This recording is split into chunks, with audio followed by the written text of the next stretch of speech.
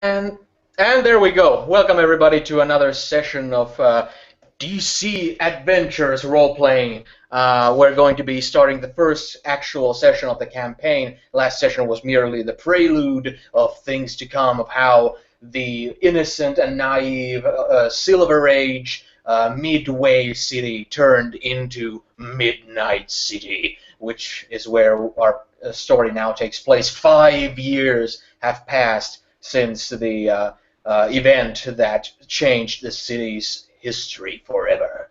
And I'm just going to start with this little thing where, um, since the whole kind of like the satellite feeds and whatnot have been completely blockaded by the dome that's around the city. The only thing still remaining in regards to any kind of broadcasting networks are local networks like radio channels and actual single radio network. And I'm going to start with the radio network, starting this off as as a familiar radio personality in the city. Starts off with and a happy fifth anniversary to all you husks and ghouls out there. It's the Dead City Radio Man here, and for all of you dancing in the streets in the celebration, here's something to tickle your funny bones if nothing else tickles you anymore anyway. And he plays, and it goes like into a song by Biggie Smalls called "Things Done Changed." And as you can imagine, if you've heard the song, it's a rap song about the good old days being overtaken by an era of ultra violence. And as you can imagine the song playing in the background, you'll see like the kind of the intro segment of the city itself, as the skies are completely black, everything is completely gray. There's screams and gunshots in the air, and birds flying off of rooftops out of fright, out of things happening, out of cars crashing to each other, and out of screams of rage and all these kinds of nasty things, police sirens here and there, and you get to see down on the street level. There's people, like you can see like in a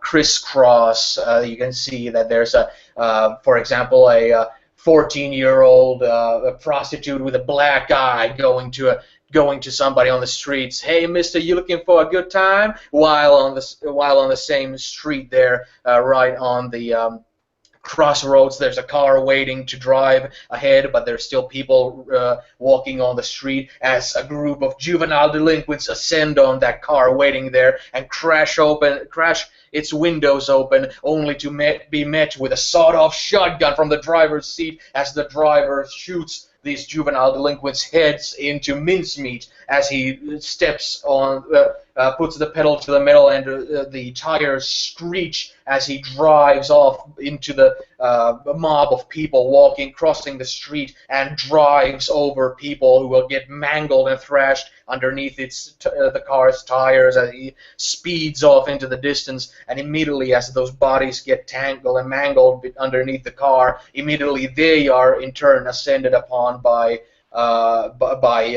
like vulture-like anemic skeletal people of the streets, just pulling off shoes and pulling off anything they can grab onto from the dead bodies there, and nobody like even shrugs from seeing people getting driven over. And after a while, there's also a police tank just driving to the same direction with its sirens blazing there, and through these streets there at night, with still puddles of water as well as droplets of blood here and there on these gray streets. We see a figure walking.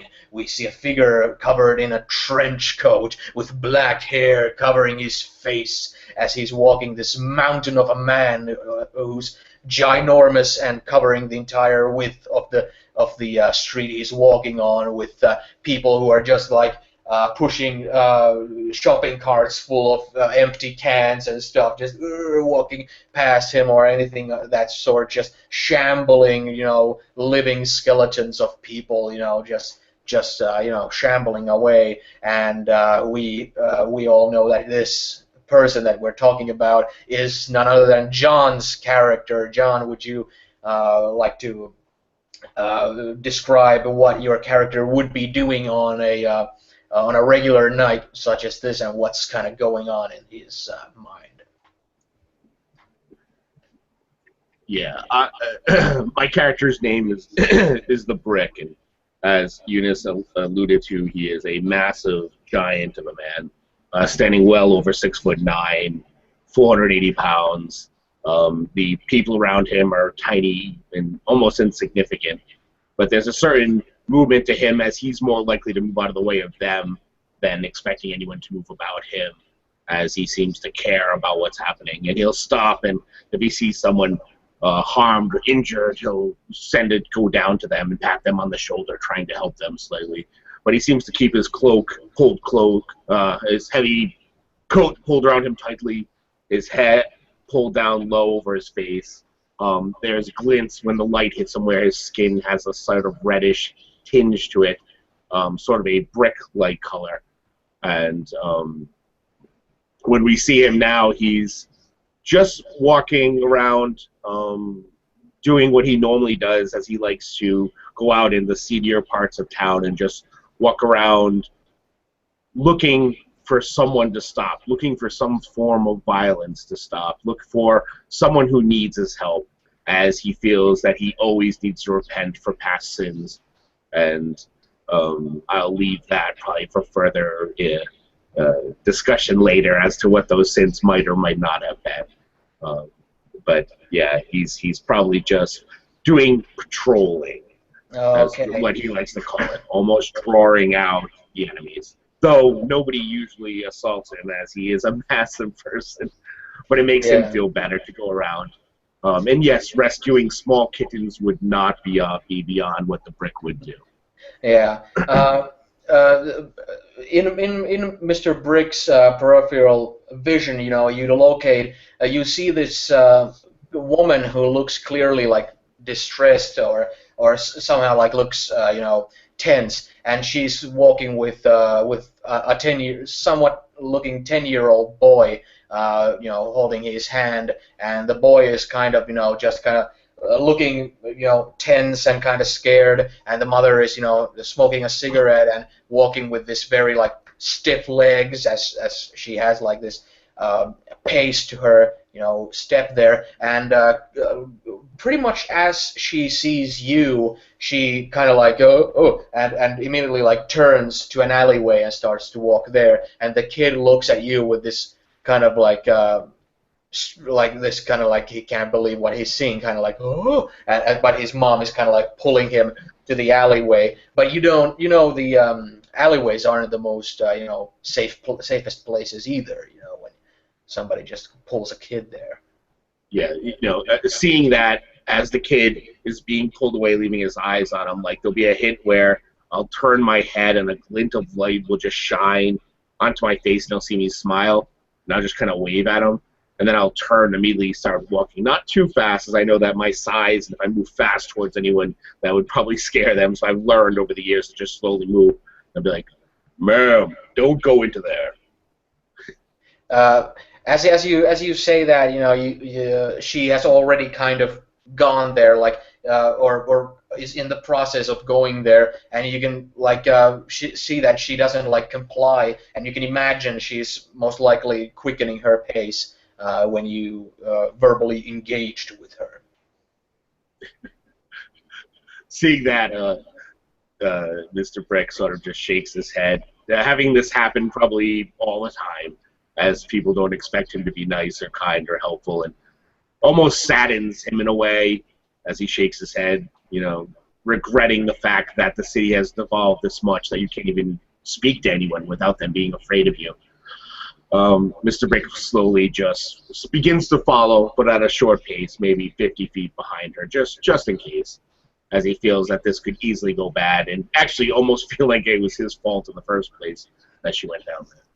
Okay. Well, as you go to the alleyway, you notice that it's a very short alleyway that almost in very short distance already exits back to another street. But when you see the woman there dragging the kid, you see that right as they exit the alleyway to the other side, basically, it's an alleyway where you hear shouts and chants, and you see that it's filled with people, which seems a little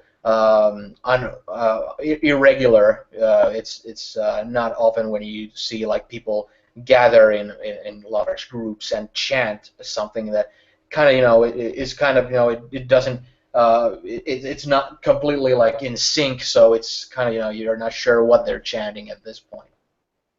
But it seems like the woman is pulling the kid to that direction. You're muted. So she's moving towards that direction. Yeah. She's still pulling the kid, but is that still in the alley or is it farther along? It's as soon as the alley exits back to the other street on the other side, but the alley itself is so short that it's as soon as you're at the alleyway entrance, she's almost already exiting the other side. These buildings next to me are tall, right? Yeah. Would you say 10 stories or probably less than that? Yeah, sure. Yeah, no skyscrapers or anything, but Okay. 10-story apartment building type stuff, yeah. All right. I look behind me, and if I don't see anyone, either to the front or behind, I leap up to the top of the building, and that way I can look down upon them and watch them from the skies above. Oh, cool. Can you leap all the way there, or do you have to wall crawl up there? Oh no, I can leap. Well, yeah, I can leap over 104 feet. So I don't know. Okay. I forgot you could do that. Yeah. There you go. Okay. Yeah, it took Phil and I forever to figure out how far. It was crazy. I'll tell you about it after. It took us forever to figure out how far. But yeah. All right. But there you go. And almost like a Hulk-like blast of energy, I launch up on top of the roof. Actually, I probably land fairly lightly as I just get up to that height and hit to it. And I kind of run over to the edge and look over.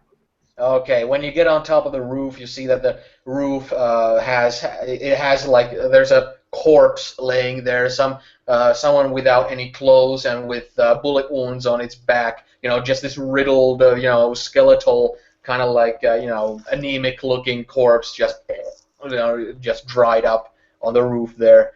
Somebody clearly having brought there to be executed and then just taken all the possessions the body had, including the clothes or something. So yeah, you just noticed that there on the roof. Nothing else that's really of any interest. There's a little bit of birds, pecking on the body there, and there's other, birds here and there on the edges of the roof and all that. He's dead. He's definitely dead, though. Yeah, definitely. Like immediately as I kind of hit my 3-point stance, I see him. Immediately, I'm appalled and saddened. And I kind of mark the area in my head so that I remember which apartment this is. In fact, as I stop and, what Geist is always yelling at me to remember to do, I kind of grab the Sharpie out of my pouch and write the address on my arm since I tend to forget things easily, and then I put it back in there. Oh, you haven't met Geist yet. You haven't met. I haven't met Geist yet. Okay, I didn't know if we were part of the group yet. No. Yeah, I forgot to mention. I would. Okay, then just retcon that slightly. I still write on my arm because I tend to forget things. So on lines of lots of things like Get Milk and the new comic comes out tomorrow, I have written down now this address, and then I will look over the edge and hopefully I see that small child and that woman still, and they're not dead. Okay. As you go to the edge, a little bit of the birds just kind of fly off of it, and as you look down, you can see that there's a gathering of people there. There's approximately, what would I say, somewhere around 70 to 100 people on the street. And they're clearly like they have signs. They're basically it's a peaceful protest there, most likely because it's the 5th anniversary of this whole dome thing happening. So it might have kicked people in the asses to kind of get out and join this thing here, where everybody's holding signs that have pretty much the same things that you can hear them chanting now that you're close enough, even though their chants don't like are not in sync. There's signs that say we don't need to multiply. There's signs that say that do not reproduce. There are signs that say don't condemn another life to this hell, and this kind of anti-natal kind of thing going on there, where people are chanting and people are like in this fervor of kind of outrage over, you know, that there's no future, there's no hope, kind of abandon hope type of thing. And you can see that the woman with the kid is somewhere around near the middle of that group, where the woman is trying to get through the group or something, but there's still so many people that she's having a little trouble. And then you notice that from one of the roads that connect to the street, two police tanks arrive. The police drive these armored vehicles, these personnel, these kind of APC personnel delivery vehicles, or whatever they're really called. These kind of tanks that have like 6 wheels on them, and they're like, you know, white with like the police logos and stuff and sirens and all that. But they're like those kind of things that you can like ram through a wall into a building and like have people exit the tank inside the building, you know. So 2 of these kind of like not with any kind of great speed, just they kind of drive over to the other side of where the people are. Like there's the mass of the people there on the street, and the police cars just come there and like create a wall with two tanks, and police wearing riot gear and brandishing shotguns and shields, kind of like kind of come out of the tanks, and they kind of form a line there. And at that point, one of them, who's clearly like the leader there, like sergeant or something, grabs like a megaphone and says, "Disperse, disperse," to the microphone.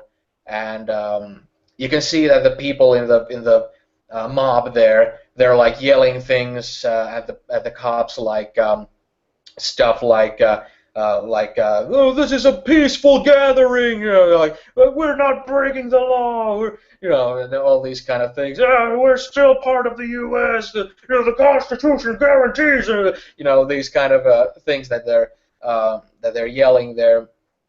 And at this point, you also see that there's more, where before this kind of mass of people were kind of they didn't have like a clear direction where everybody was. They weren't like marching forward. They were just kind of almost like a picketing line or something. That just kind of gathered there and just with their signs.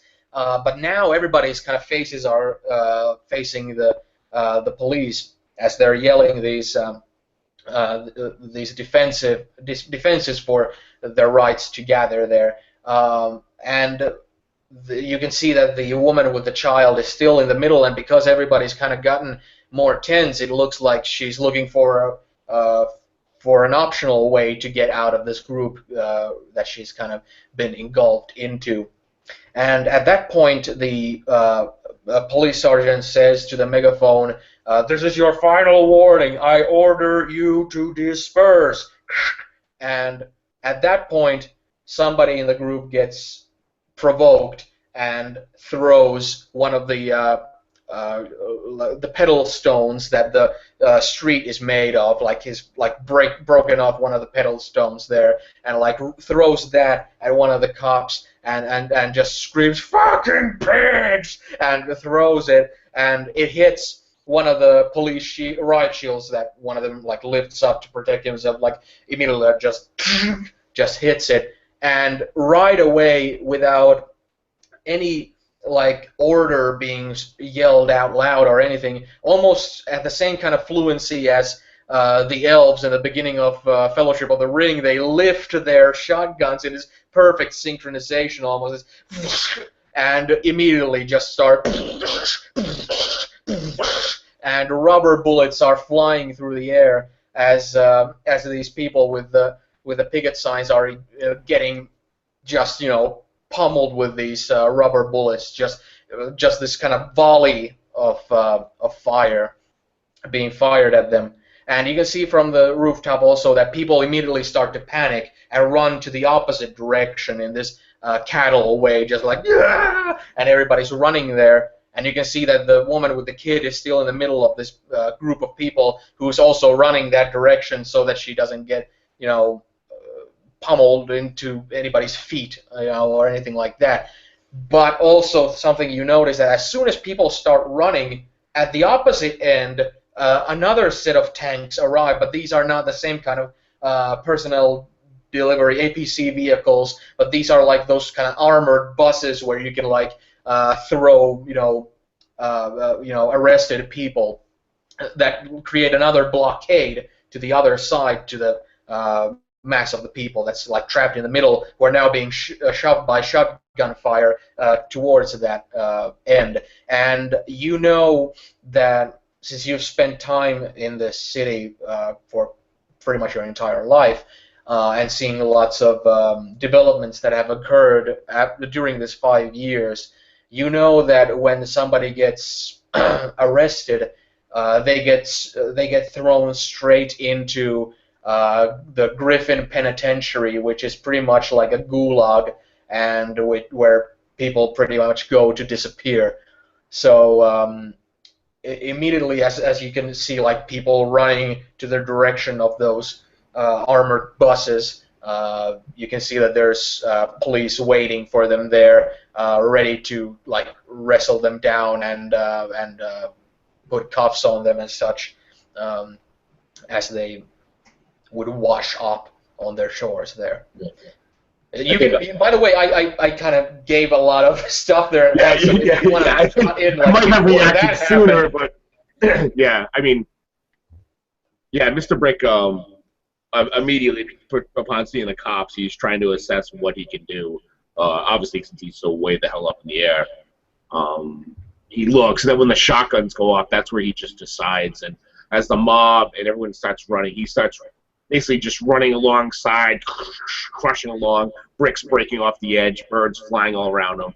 And then right as all those other vehicles, the pickup vehicles, approach, he kind of leaps and then just kind of drops down right in between the grouping, just slightly behind where the girl and the young boy are. Probably hitting the ground, three-point stance, concrete blasts apart, probably knocking down the nearest people that are around him. He kind of gave a little bit of distance between the kids, but I'm sure the bystanders that are around, he's not focused on them. And he jumps forward as they seem stunned, and he scoops them both up, and then he just takes 2 steps and leaps up to the next nearest building. Okay. And drops them on top of the building.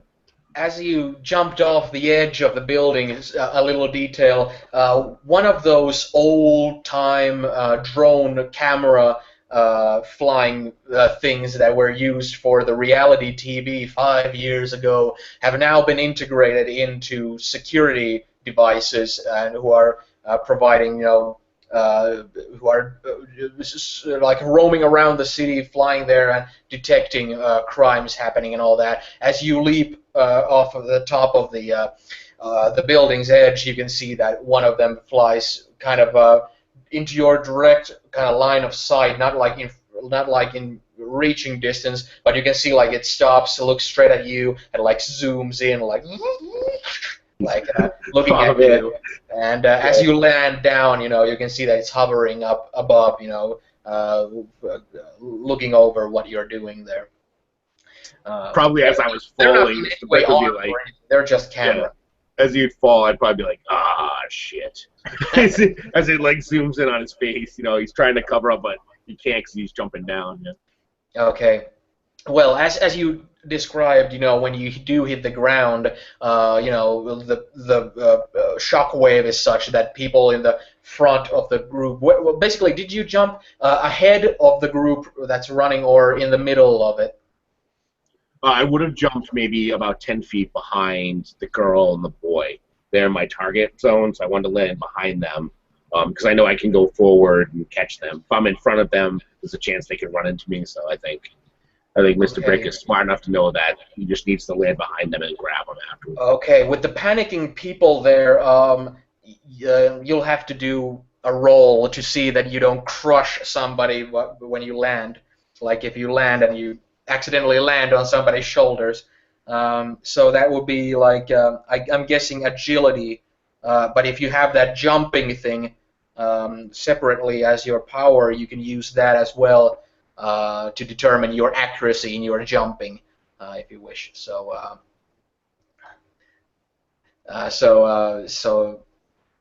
yeah, I'm distracted again.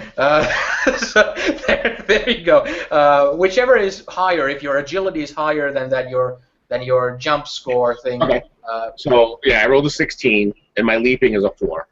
So okay. A 20. 20. That's enough. That's fine. I also got athletics. I don't know if that would count too. Oh well, if your athletics is higher than your agility, then actually that might not be good because my athletics is like a 20. That means like I can pretty much always succeed at stuff. I don't know. It's weird how athletics works. Okay, well, whatever. Back to the thing.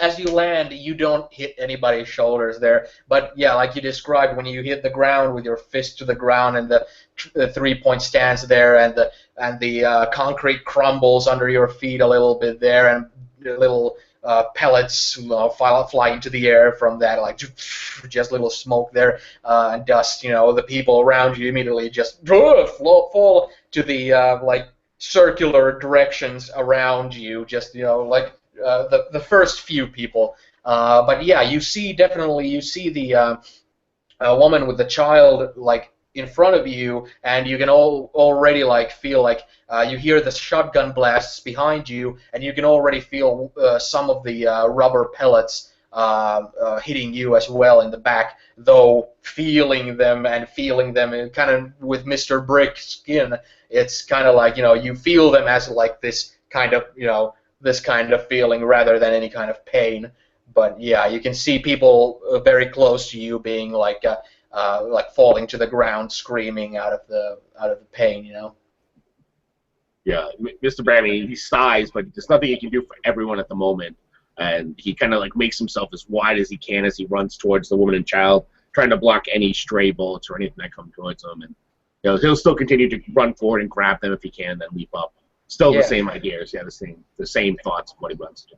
Yeah, sure. Okay, it's not a problem at all to manage to get a hold of them and then just jump back into the opposite building there from where you originally leaped off of. And as you grab them, they're kind of the woman screams as she looks at you, and the kid is just kind of like with his eyes wide and mouth open, just like, not knowing what's happening, and as you leap again, like it's like people almost losing balance as you use the force of your jump to make it to the rooftop, and again you land there nicely on top. This time there's no corpse on the roof though. There's birds that kind of fly off as you land.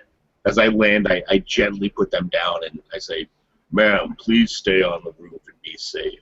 And with that, he kind of reaches down and pulls out of his back pocket a folded comic, and he kind of hands it to him. And you can see on the cover it says Captain Phantom Annual 3, and he kind of hands it to the kid, and he kind of scruffs his hair and he says, "Be good." And then he kind of turns, takes like 8 large steps, and then leaps towards the paddy wagons basically that you have pulling up to capture the people. Okay. The kid is kind of like, oh, but when he looks down at the comic, he's like, "Captain Phantom, my favorite!" and and the woman is kind of like left there scratching her head, left on a rooftop, wondering how she's supposed to get down with the kid. But and immediately Mr. Brick just runs and jumps off, and yeah, you're aiming to land on the paddy wagons, like you said. Yeah, right in front of them. Just me. I mean, I don't know if the people have hit there yet, but as I leap and look down, I'm trying to look for a spot where there's no one. I don't want to land on anyone. I cut it too close last time, and I don't want to make that mistake again. Okay, no need to make another roll for that now, since especially there's not that many people. There's like one row of police in riot gear in front of those vehicles. Most of them have like those kind of plastic, those kind of wrap things that SWATs have, for cuffing people and all that, and they're wearing their riot gear, and they also have their shotguns there at the ready. But yeah, do you land like between them and the vehicles, or in front of them and the crowd? In front of them and the crowd. Now that I understand there's a line of them, I would stop in front of them, landing. Okay. And then stand up to my full height and kind of point at him and say, like, both hands out, I'm like, officers, these people are innocent. Okay, now I'm gonna have you roll to see how convincing you are. What was it? Presence. Roll your presence.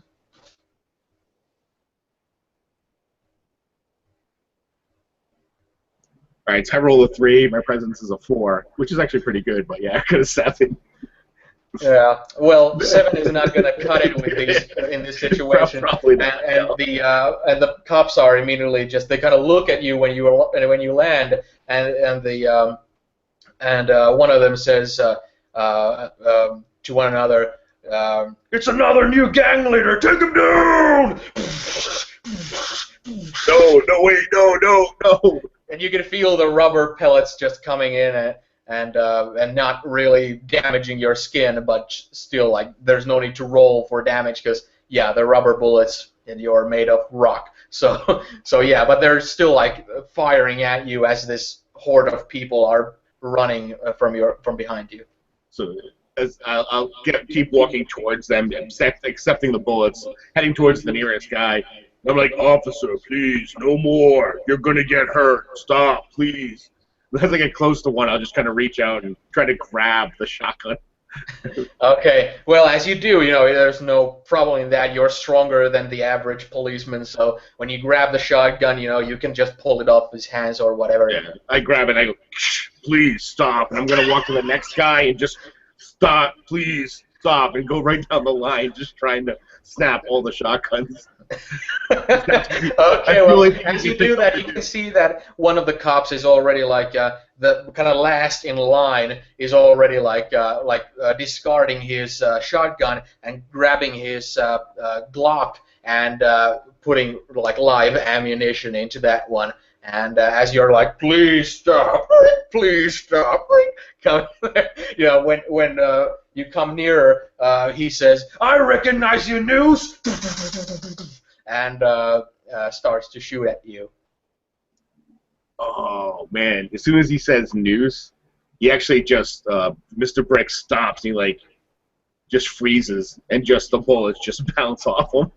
They do bounce off of you. They're just 9mm bullets, but still, it's like they feel different than the rubber bullets. He's actually harmed him, but he's just so stunned that he called them the News. He hasn't heard that in so long, and it just brings back a flood of awful memories that he is literally just stands there probably for like 10 seconds, just whatever happens around him, just ignorant of it, and just unless someone can knock him out or hurt him in any way.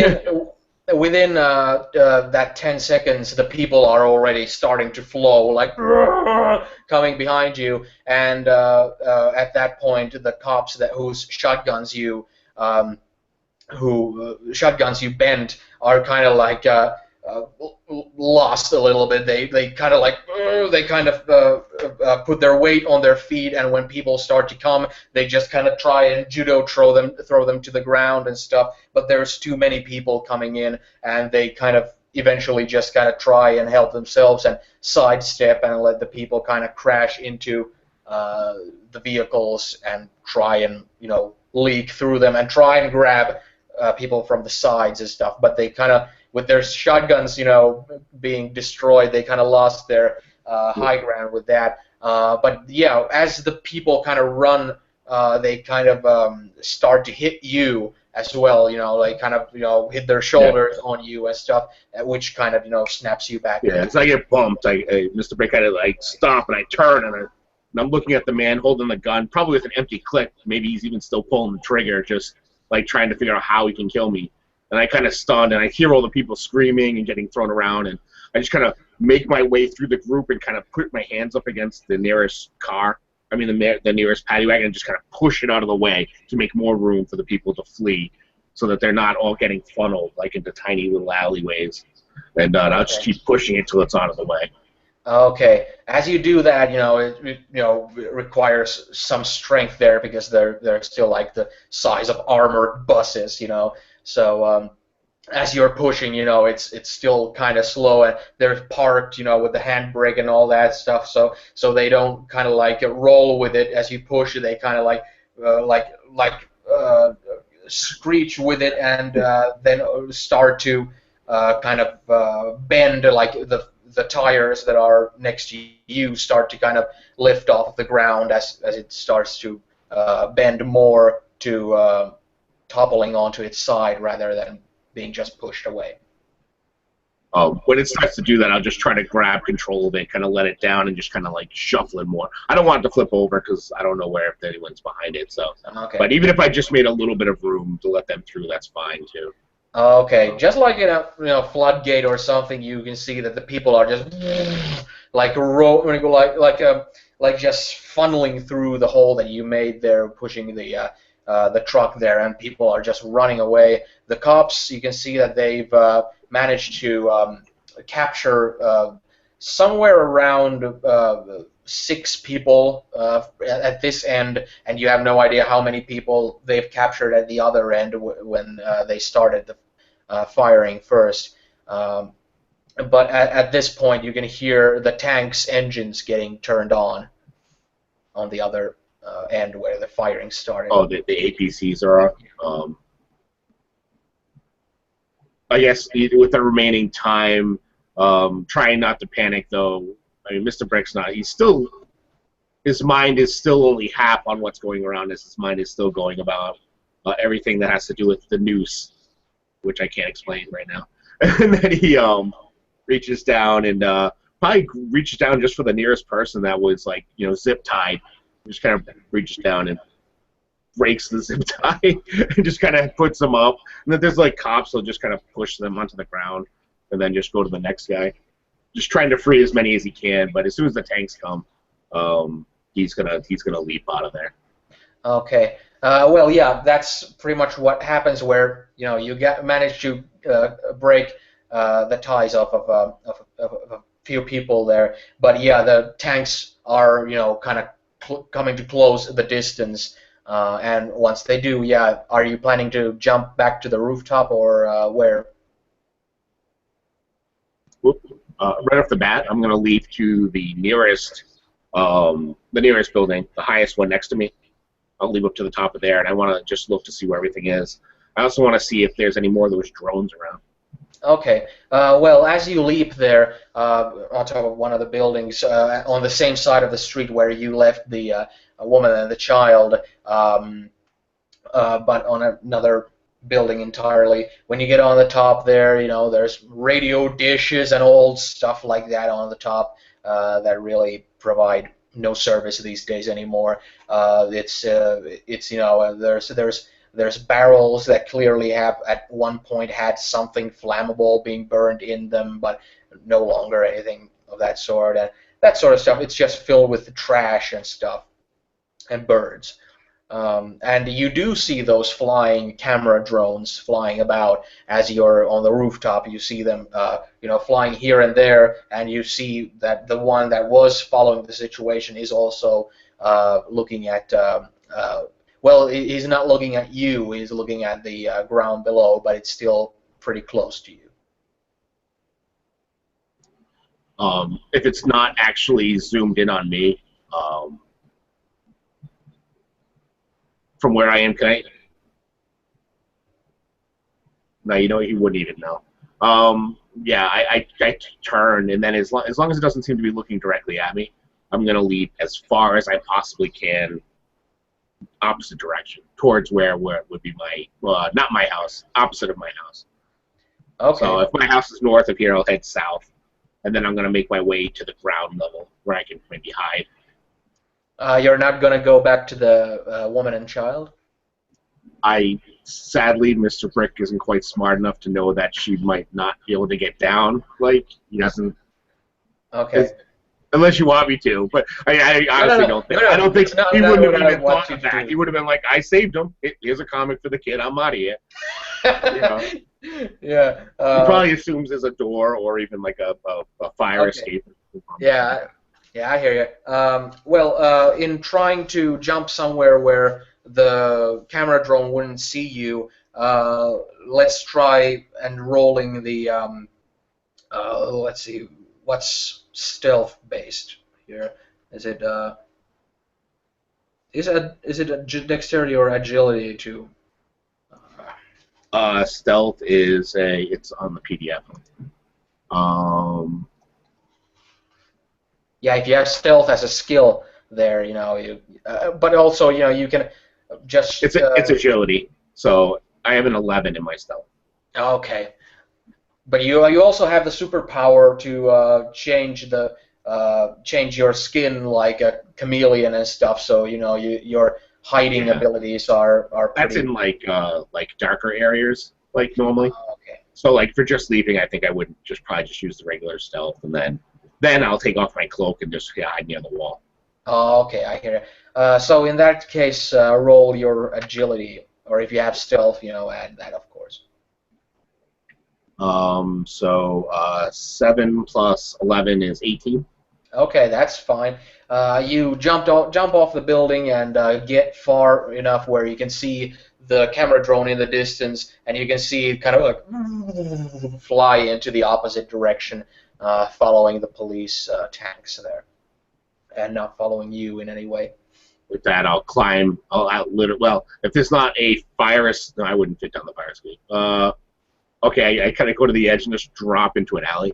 Hopefully, there's no one in the alley.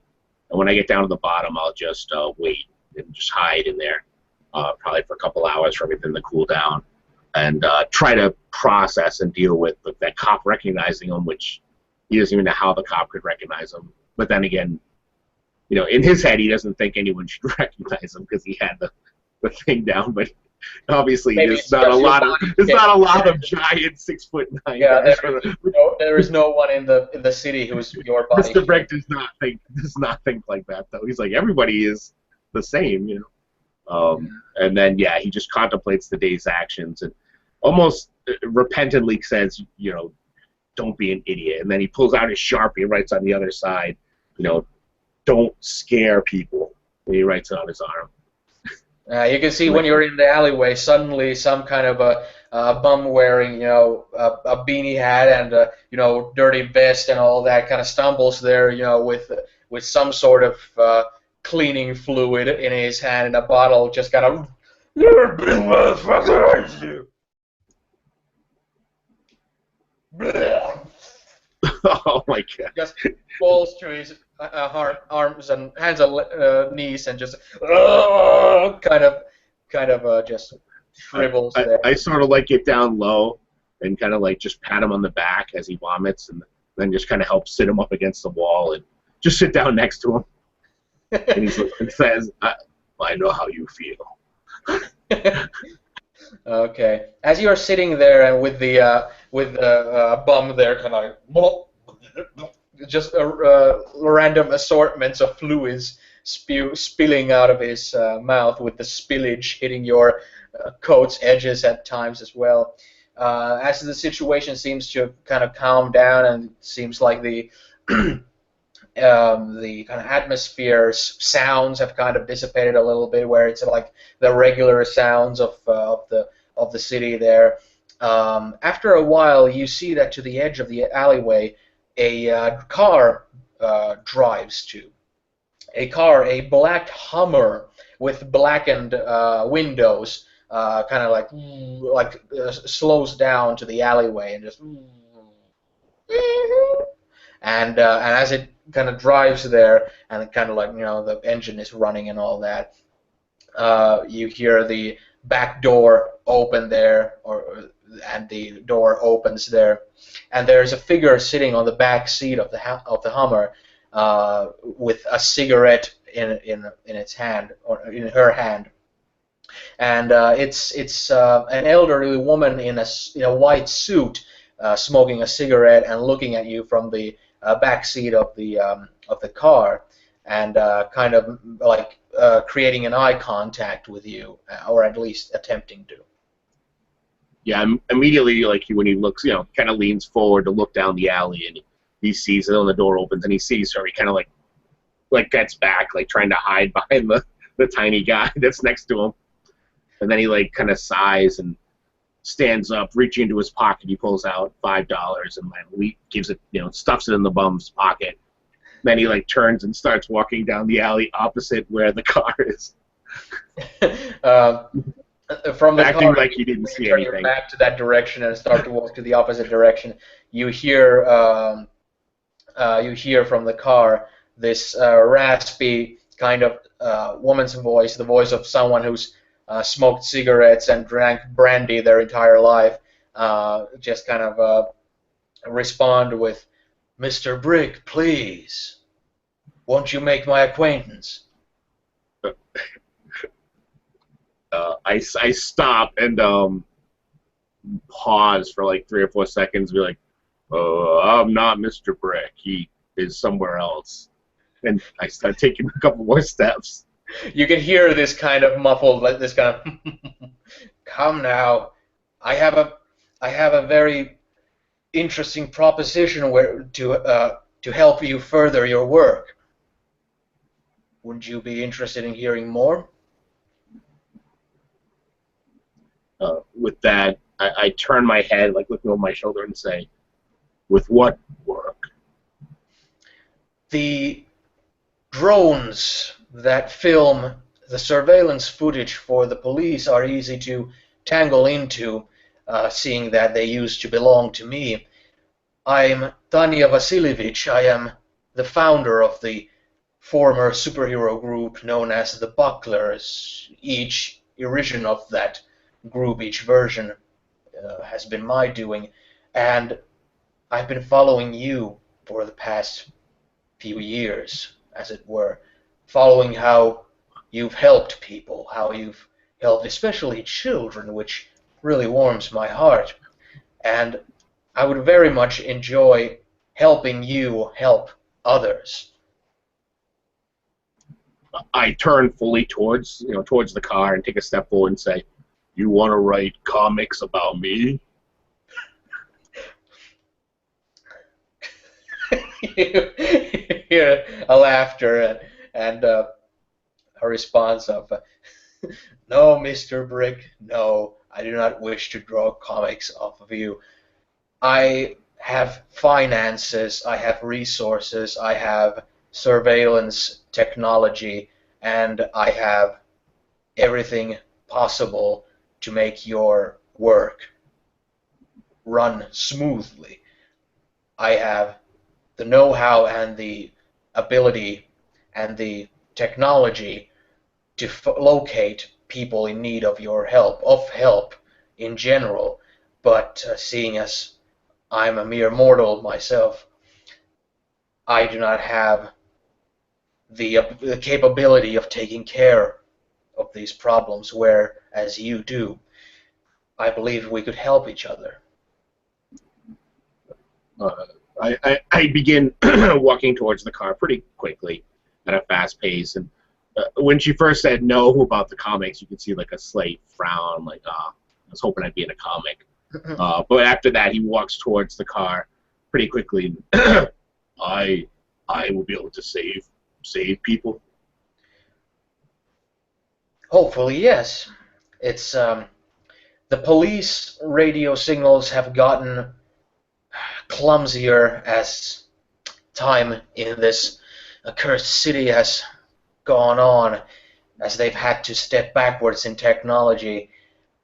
and it's not difficult to tap into. I've followed many cases and provided intel to the police themselves on cases they have as of yet unsolved, and from case by case they either get ignored or they get acted upon, but not with haste, and often people wind up dead. I'm hoping that with someone with your talents, we could actually help these people stay alive and prosper in a possible future for this city. As he's probably maybe 5 or 10 feet from the car, he kind of like squats down, so he can look into the. Even though it's a Hummer, he kind of squats down a little bit to look in, and he says, "But people are afraid of me. How can I help them?" The people who wish that the people harm are also afraid of you, I'm sure. He kind of looks to the right and looks at her again. Will I get a mask? She again kind of smiles and tries to hold out laughter and says, "Why not? Why not? Mask sounds just fine." You're muted. With that, he smiles and kind of like gets into the car. You can feel the car kind of shifting as his massive weight gets in. He turns to her and says, "Will I be like Pump Trunk from the comics?"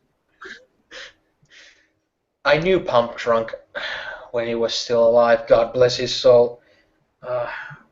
Sure, there is no more comic book industry in the city these days, but I'm sure we can manage something of that sort if you're interested. But the most important thing of helping the people, doing the acts that Pump Trunk and the others did in the comic books, is a reality, and it's a reality that affects us all, and it's a reality that you, along with my help can affect positively. His eyes, now that he's in the car with her, you can see they kind of get big, and even though his eyes are pretty much jet black with red flakes in them, his eyes go wide. He's like, "The broadswords were real?" Sorry, broadswords don't exist yet. Oh, sorry, not broadswords. Sorry, I meant bucklers. The bucklers. The bucklers were real? Yes, there were multiple versions of that group, and I was the founder of each one. With that, he just smiles, and since he is slow to thinking, he probably spends the next 15, 20 minutes or so thinking about that. Oh, they were real. Unless she speaks to him.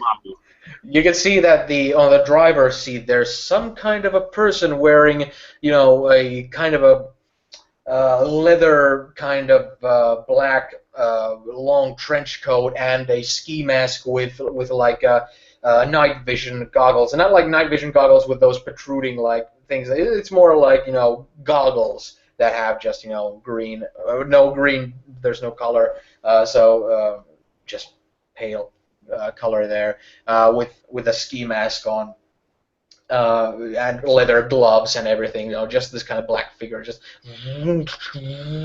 driving the Hummer as you drive off. And as you drive off, with you inside, contemplating the possibilities of being not being a superhero, but being in comics. Now that's something. You drive off with the Hummer, and meanwhile, well, not exactly meanwhile, but another time and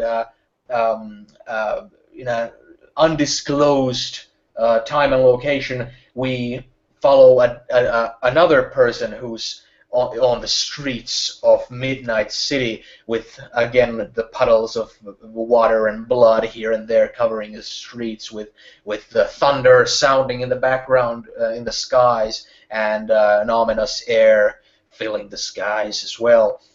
We see a young handsome man in rugged clothes, except for a very expensive long coat that he's also wearing as he's walking the streets. And what about it, Roger? What would Liam be up to when he's walking down the streets? I would imagine he hasn't been a resident of the city for too long, maybe even under a day or more than that.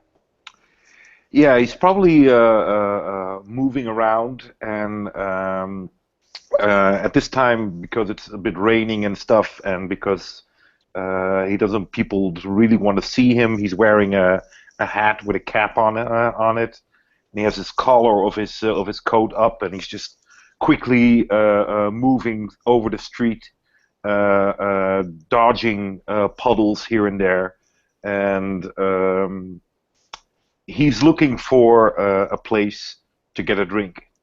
So he's looking around and just trying to find if there are any bars here, and one that he believes he would be able to enter without immediately getting his throat slit. All right.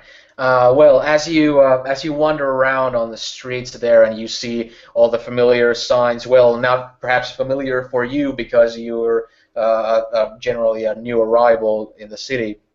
You see all these different things. You see, the streets are completely like littered with like homeless, these anemic, skeletal people, these people who feel like they weigh like 40 kilos or something like that, and they there's shambling people around with like dirty ripped off cloaks and clothes like that. There's people collecting trash into shopping carts, and there's people drinking and puking, and there's people fighting with like broken bottles and lead pipes.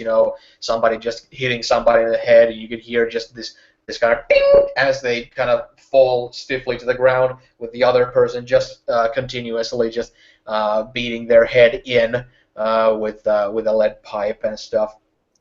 And all these kind of things that make one, want to kind of like, oh, let's just turn a corner here, and then just, just to avoid nasty stuff, And Yeah, he's probably thinking by himself, like, how the hell did I end up here? And is this really the last place that was on my under the radar list? He's kind of pissed about the place where he is at this time.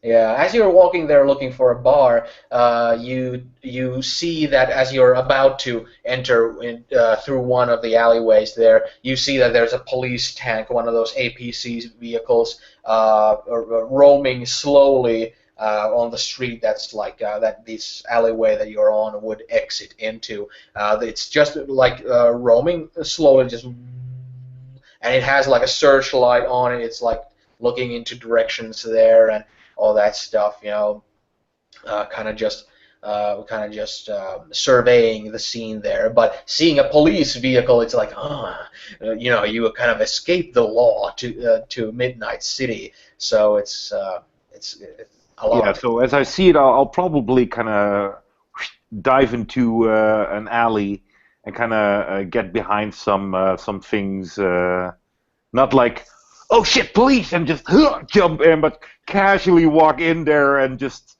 vanish in the alley.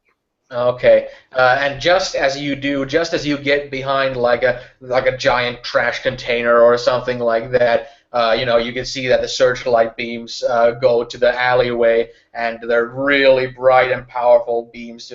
But you're just behind the trash container, so that there's just this giant shadow that you're basically covered in, and the police tank continues to move forward with the light pointing in different places. And you can see, like, as he went behind the trash can, there's another bum there, laying on the ground with like just laying on the ground there with a like a plastic bottle that's been like cut halfway, so it's like a plastic cup, and it has unspecified liquid in it, and the bum is just, hey buddy, did you just see a real bright light? As you're laying there. Yeah. Stay away from the light. Light's bad. Some son of a bitch took my pants. As he's laying there. I look and find out that he's actually telling the truth, and I'm like, All right. I wanted actually to wait a while in the alley, but I decided to risk it and just leave the alley and just continue on my way.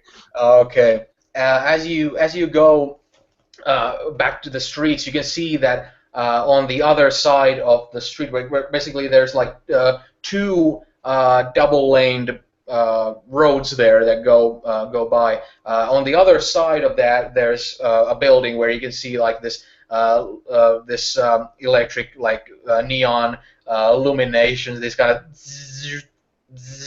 that there's a bar there, and uh, it's called it's called uh, uh, it's called Blue Oyster. The Nightcrawler. I was looking at my DVD shop. It's the Nightcrawler bar that's like flashing there, but there's a little distance there, and again, almost like in a zombie apocalypse, these shambling people that are just kind of like just going everywhere, and there's also people walking there who are just like have their coats like covering their bodies, and they're just kind of stiffly walking there, and you can see that a lot of people walk with their hands in their pockets, where you can clearly make the kind of outline that they have a gun in their pocket, like already grabbing it, kind of thing, and there's cars driving by with like broken windows, scratched sides, or been like bumps on the sides and stuff like it's there's all sorts of signs. There's not a single sign of glamour to be seen anywhere. I'll cross the road and I'll check the bar out. I'll first walk past it and try to kind of see what kind of clientele there is in there. Okay, as you look in, you can see that it's mostly covered with like dark figures that you can see from the window there. Or more like silhouettes. There aren't too many people there. There's maybe 5 people there along the side of a bar. The guy behind the bar, and Excellent. I'll walk in. okay. As you walk in, there's no like sound or anything. You just walk in through the door, and you can hear like there's some sort of country music playing. And when you walk in, you see that everybody's kind of like their bottles like they kind of turn their heads, and everybody's kind of looking at you as you walk in like a stranger into a Western bar or something like that. It's a very small bar with only like a few tables, and there's the bar slab there, and there's a collection of bottles behind the bar. There's a bartender who's like really like a massive, like he looks more like a bouncer, kind of like this thick but overweight kind of bald guy, like just with the pints there, kind of cleaning them, and the clientele is mostly just they don't look like gang members or anything. They look more like these kind of depressed regular folk, but there's lots of you notice that lots of people have beards, and lots of people have like greasy like hair like that. Many people have like greasy hair that kind of splits right in the middle to the sides. Like it seems like some sort of a thing. I look around and my hands kind of twitch, but I take them out of my pockets to see that I'm not like walking up to the bar and putting a gun to someone's head. So I casually walk towards the bar and say, I look at the barkeeper, kind of look up, or well, I don't know, how long is he? How tall is he? Something like 6 feet, maybe 5'10" or something like along those lines. And nothing ginormous. Oh, okay. Well, then he's probably even eye with me. I'm pretty tall, so I look at him and say like, "Hey, can anyone drink here?" Anyone that pays. Gotcha. Give me a whiskey. Mm. And he grabs the bottle and puts a glass on the table there. Puts it there. and says, "That's $5." Hmm. I kind of grab out I grab some money out of my pocket and just kind of put it on the table. I say like, here you go. Okay. He just looks at it and is it real money or are you pulling off a con? No, it's real money. It's real money. Okay. Just to put out some money, and I grab the glass and says, "I'll be over there. Cheers." He just kind of like grabs the money from the counter and just puts it in his pocket, and you can see that the people are there kind of turning back to their positions, but there's somebody speaking to another guy. He's wearing like a leather jacket with the hair and the beard, and he's kind of like drinking his beer and looking at your direction, and then saying to his friend, so that it's kind of audible to you because there's not a lot of noise here, but he says, "You've got a pretty mouth." I kind of frown and I kind of take off my cap and kind of shake off the rain and just put it on the table. And I kind of look around. Are there any women in here? No, but it's not. There aren't any women there, but it doesn't have a gay bar vibe. No, okay, just checking. I was like, all right. I sit down and kind of try to make myself sit, but those tables are probably already taken. The ones where I sit with my face towards the door, that I can see the door. Is there any table that I can sit there which is free then? Yeah, sure. Oh, wow, sweet. So I take a table there, and I look at my drink. I look around. Is anybody eating something here?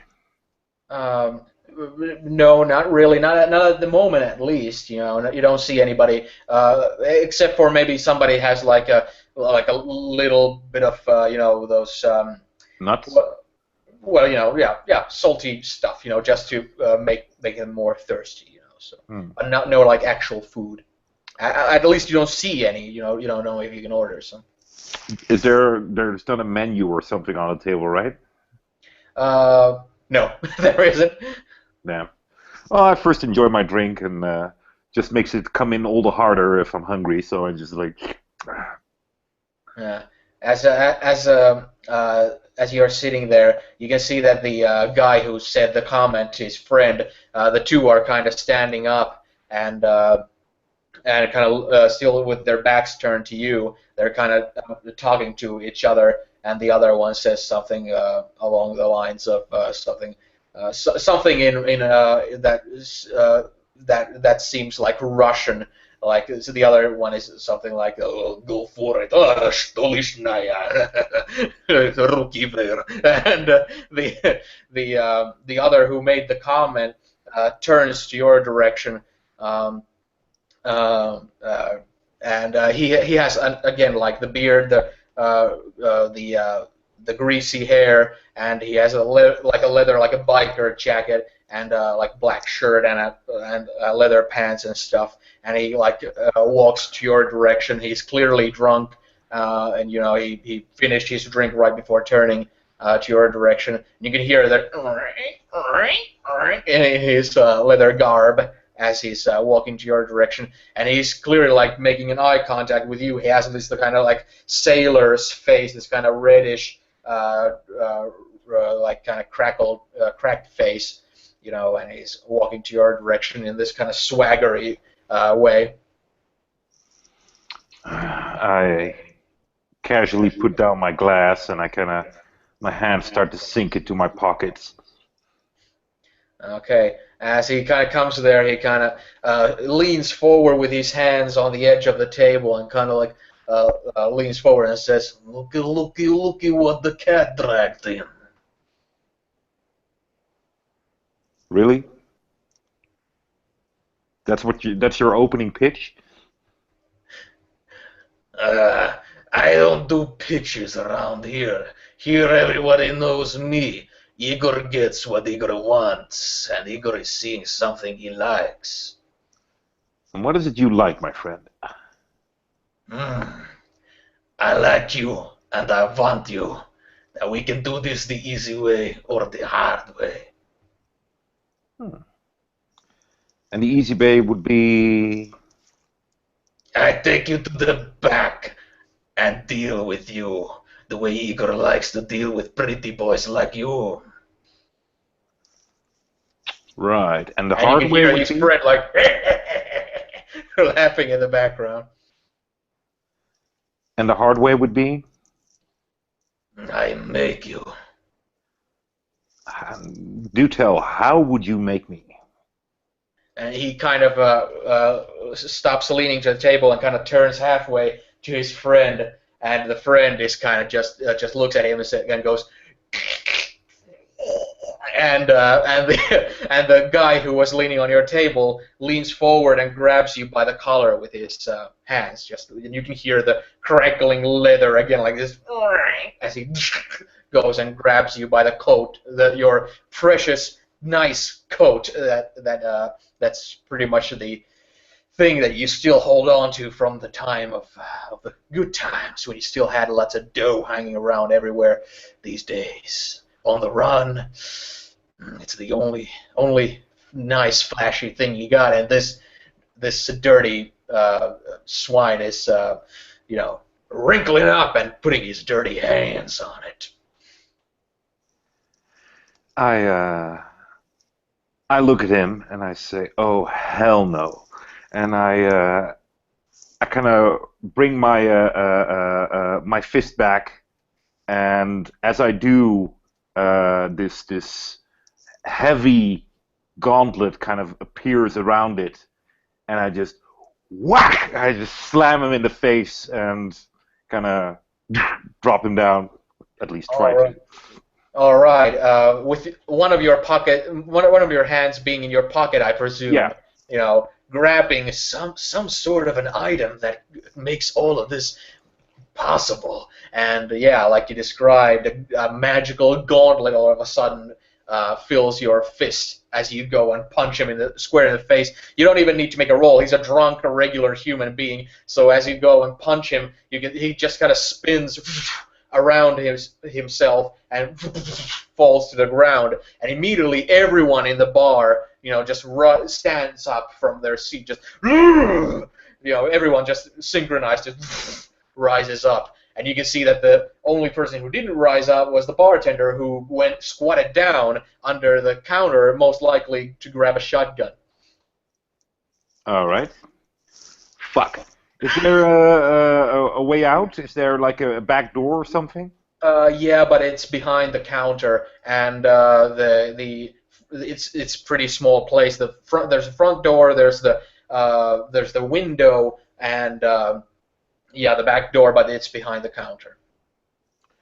Seriously, is the table nailed to the ground? No. I kind of push it over and kind of duck behind it. Okay, well, as you duck behind it, everybody's kind of like, oh, but then the bartender just, because that's the answer of everybody in this town. And since you're in a closed space, everybody goes, oh, covering their ears from the noise that the shotgun is making indoors. And the table kind of takes the first few shots, like, but it starts to turn into mush in front of you, and it's like just like in movies, it's like 3 blasts, and then there's a break. Is he all shooting them at me, or is he shooting at the guys as well? Just you, not the Just guys. you. The guys are his regulars. Holy crap. Okay. I kind of shit.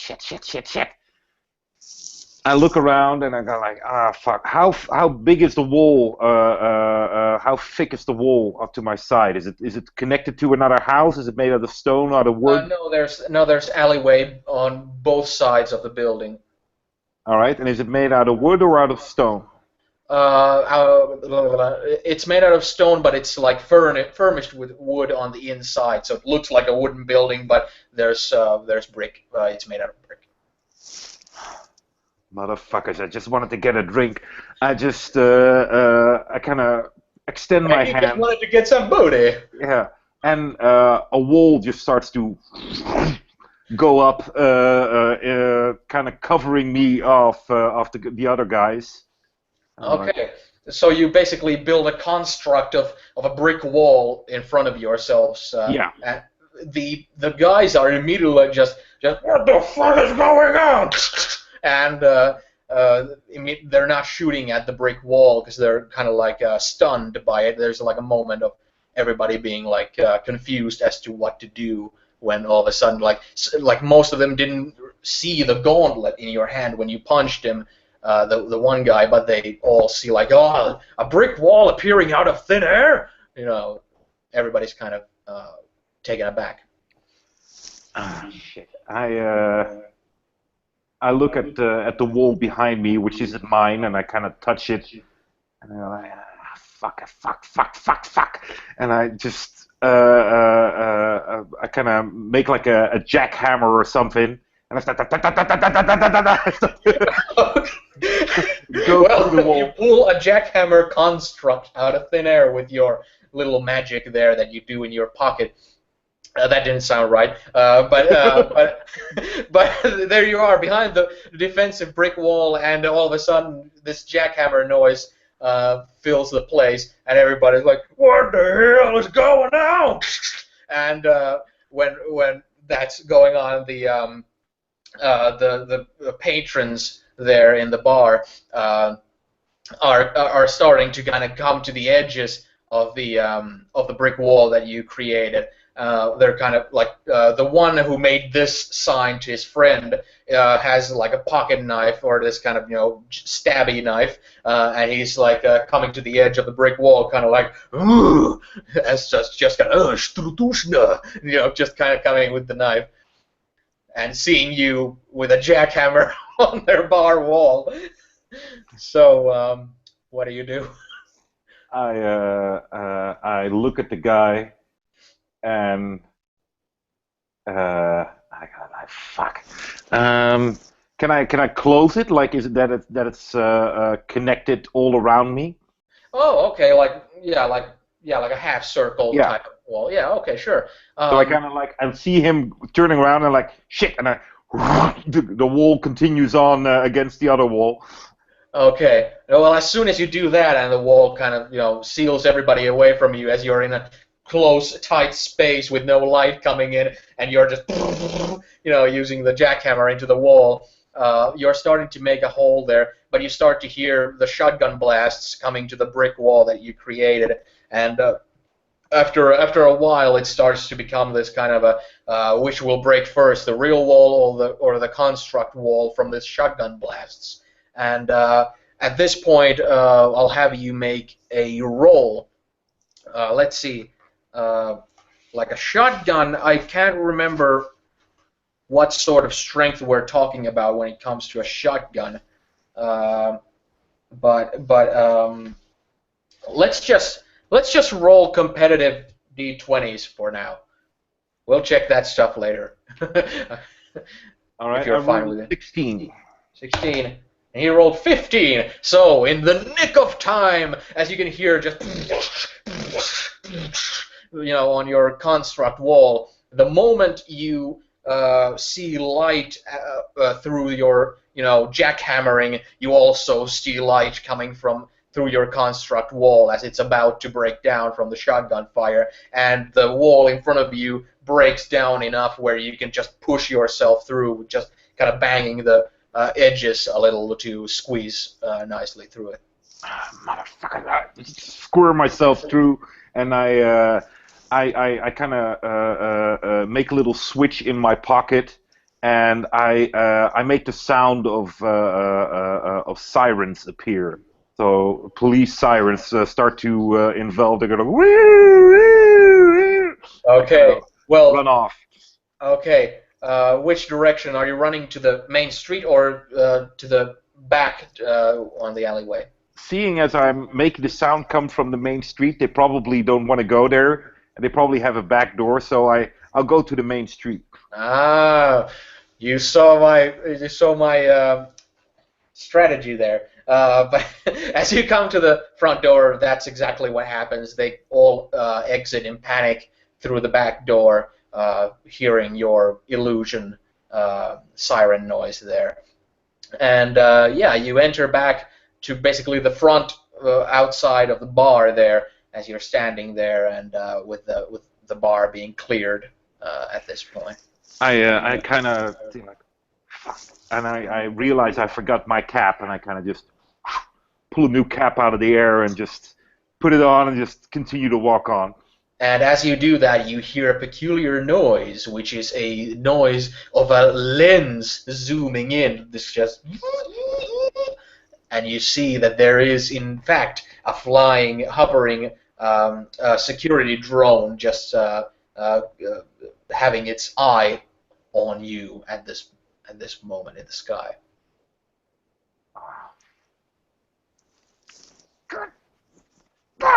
I start to run. Okay, you just run on the streets then. Yeah, I start to run, and I try to find I don't know, an abandoned building or something where I can hide in. Okay, as you're looking for a building to hide in, as you're kind of hectically going around corners and into alleyways and stuff, looking for that sort of thing.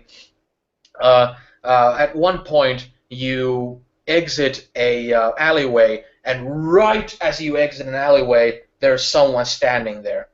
There's someone standing there wearing basically soldier's getup, combat boots, camo pants, a combat vest, and he has a beard and a greased up hair.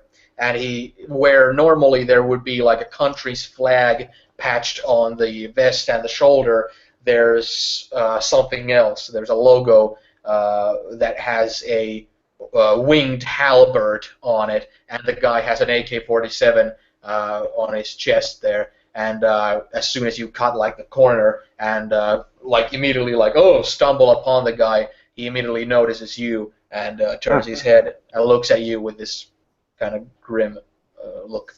I will, while I was running, I will have kind of grabbed my my other hand, and my appearance will have kind of shifted, and I won't have looked immediately exactly as I usually look. I'm somewhat of a variant, but definitely not the guy that was caught on camera. Okay. But still something very generic and not anything. Nothing specific, just another person.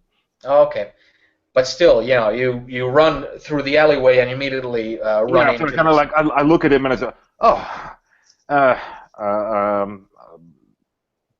sir, officer. I kind of look him up and down, and he kind of looks at you and points his finger at you and nods his head and says something in Russian. Something just, something, Lebushka strutushnya. Something, to your direction.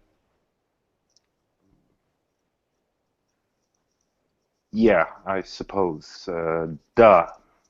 I kind of move on. He as you start to move on, he yells behind you, "Hey! Yes, sir.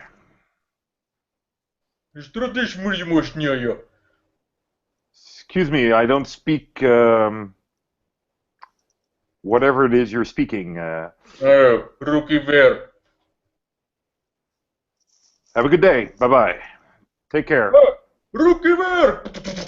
He fires into the air, and you can at the point where you're about to leave off, kind of thing, and immediately you can hear hustle and bustle all around you, pretty much at this point.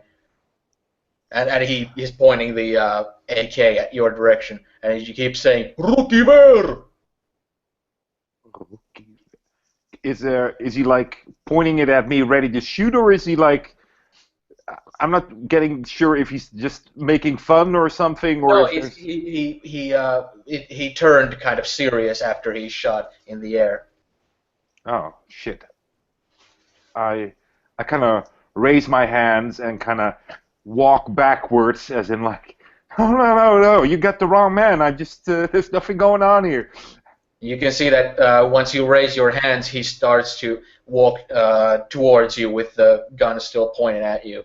And he's just muttering something as he's, coming to your direction. Can I jump into an alleyway? Yeah, sure. I'll kind of look and then I'll jump into this thing. Okay. As you jump, he immediately opens fire again, like, "Stolishna!" and starts to fire his AK, and immediately you hear babble from around him of others just speaking to him, something like, "Товарищи, руки вверх,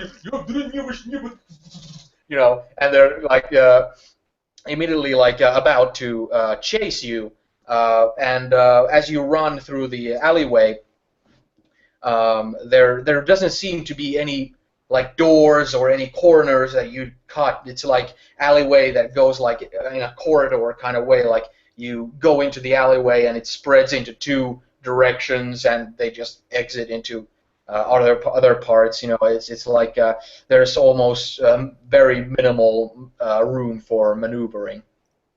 Ah, shit. Is there anything to hide behind? Because as soon as he gets in the alleyway, he's gonna shoot me, of course. Not really anything more than kind of like making a turn and following the alleyway itself, I guess. Because the alley is pretty long, so there's no junk or something that I can hide behind. Not really, no. It's kind of an empty alleyway altogether. Fuck. Okay. But yeah, like I said, it goes like first just one corridor and then it kind of splits into two separate like alleyways behind like buildings there. And, can I get to that in time or? Yeah, sure. Yeah, you can just make it. All right, I'll just run, and as I do, I will make. I'll turn the corner again, but I'll have a copy of me go the other way. Oh, okay, nice. As soon as you basically run there, the guy that was pointing the AK at your direction sees just the one thing that he sees are two of you just going into the opposite directions, and of course, like the dum-dum he is, he follows the wrong one, and you can wipe the sweat off your brow with that happening, and you're on the opposite alleyway there right now, close to an exit. Again, I kind of grab my hand and my image shifts, and I kind of pull out a raincoat and kind of put it around me, and a rain cap, and just over my normal coat, and I kind of walk away. Okay. Well, as you come to to the alleyway, just exiting back into the main street, you see that in the distance, not in the first street there, but you see that in the distance, a couple of streets over, you see again another police tank just patrolling there and pointing its light beams there in the distance. But as you're getting close to the edge of the alleyway there, you see that a black Hummer starts to come to the edge of the alleyway, just, and when it comes there, the back door of it opens with a figure sitting there in the back seat. A single figure, I might add, at this point. Who? As you're standing there and looking at it, you can see that a woman in a white suit in the back seat is smoking a cigarette and looking into your direction and saying, "Mr. Johansson, I presume?" Ah, you must be the woman I've seen on TV. Tanya, is it? The very same. I remember myself. I was on the same TV broadcast when your mother's trial began. His face darkens. Which I'm sure is the reason why you find yourself in our little accursed city.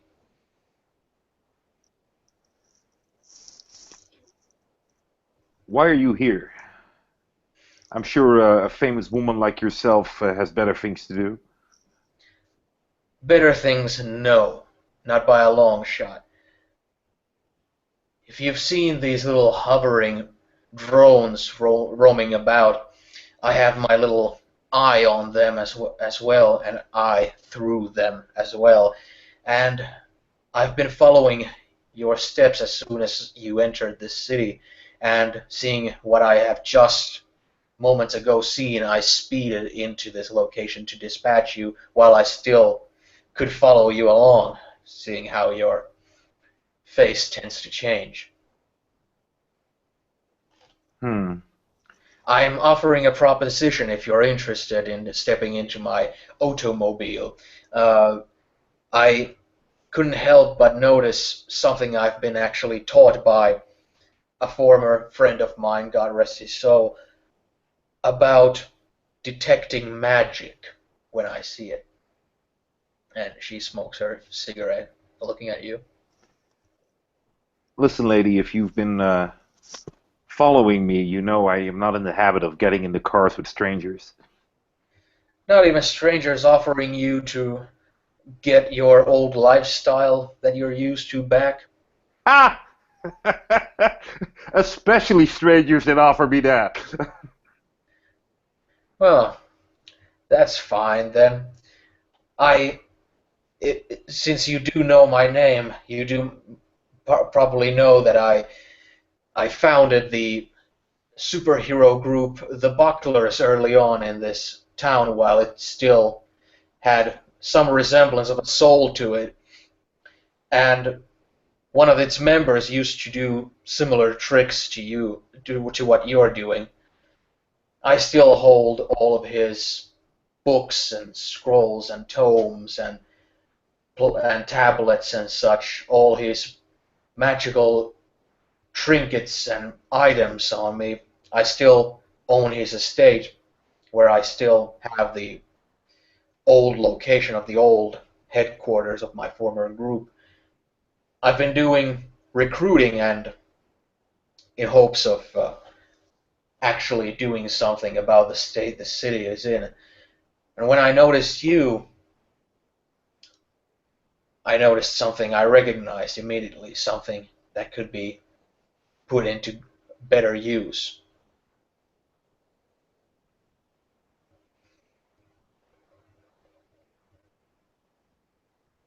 Hmm. I start to walk towards the car. Do you have any guns on you? Not in my person, no. Is anybody else in the car that has guns on him? Or her? No, there is a safety just in case there is a gun underneath the floor here if you wish to for me to throw it out to the street. It's fine, but it's for desperate situations if we find ourselves in one of those. But this car is very well armored. The windows are bulletproof, so I do not expect any trouble. I kind of pull a whistle out of my pocket, and it says like kind of with big letters on it, rape whistle, and I kind of look like, all right, let's try this, and I kind of get in the car with her. She it looks very amused. She has a wide grin on her face. And as you get in, you can see that the person driving the car is wearing a black trench coat with a black ski mask with night vision goggles and black gloves, and just driving off. As I And get in, I kind of throw away the cap and the raincoat, and it just disappears in thin air, and I kind of get in and nice car. We had an older model, but well, never mind. He kind of closes the door behind him. Do you have a place that you stay in the city? I thought you've been keeping track of me. Ah, it's not that easy. It's not like I followed every second of your life. No, I just arrived recently, and I'm uh, I'm open for lodgings. That's nice. We can drive straight into the estate I mentioned. It's an old mansion, and it would very much enjoy having having a resident after all these years. If I recall, two-thirds of your band died, didn't they? Yes, they did. What When of this, the Captain something? The guy that can move through buildings. yes, he's still around. I'm in Is the he? process of recruiting members for a new team. You see, the situation has turned into a pretty dire one, Does and he have a bar in the car? sure, And I pour myself a drink, and I just.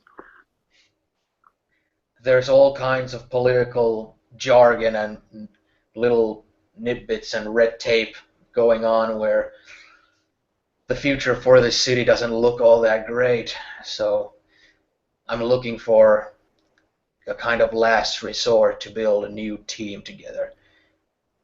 And I've already managed a couple of members, and I was looking to include yourself if you would be interested as a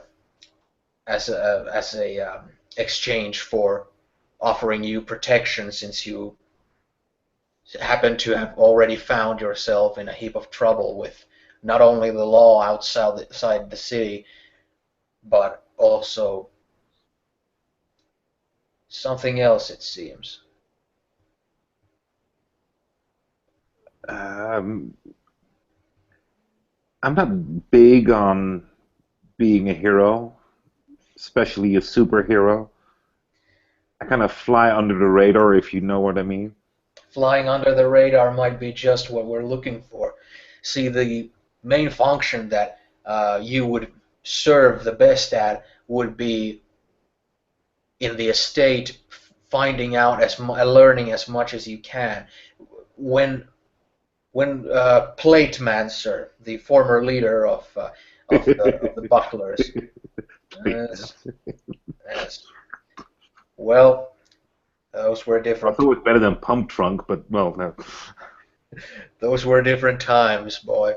The the greatest assets he provided the team were his magic talents, and his greatest magic tricks made themselves manifest through his magical reflecting pool that he used for teleportation uh, magic, as well as other tricks that we still have uh, in our old headquarters at the forge underneath the estate I mentioned. I want to take you there and I want to show it to you and I want you to tamper with it. I want you to poke around with it. I want you to get tuned with it. I want you to go through the books and I want you to figure out if there's any way someone with your magical know-how could possibly aid our cause. Because the cause stands on a scale of either having a future for the city or not having one. Regardless of what your thoughts on being a superhero are, they're pretty much the stakes are such that if we can't get enough help, people, innocent people, uh, guilty people of all stripes, and people such as yourself will be pummeled underfoot if we can't do anything. Are you government? Not directly, no. Hmm. Do you have any pull with the government? I can't say I really do. I don't have any pull with the local government in the city. They have effectively shielded themselves to upper town behind police barricades. They have become a completely isolated uh, entity of their own. But the government outside, I still have contact with the actual United States government, and and I've been charged with doing this. All right, but how big is your pool with the government outside of this place? Big enough to make a difference, big enough to get authorities off of your back, for example. And family and friends? If Kind you're of. if you're talking about your mother, that's something I'm going to have to negotiate with or negotiate for. I can't make promises off of that off right off the bat. I understand. Well, show me the pool and I'll uh, I'll tinker with it. That's what I like to hear.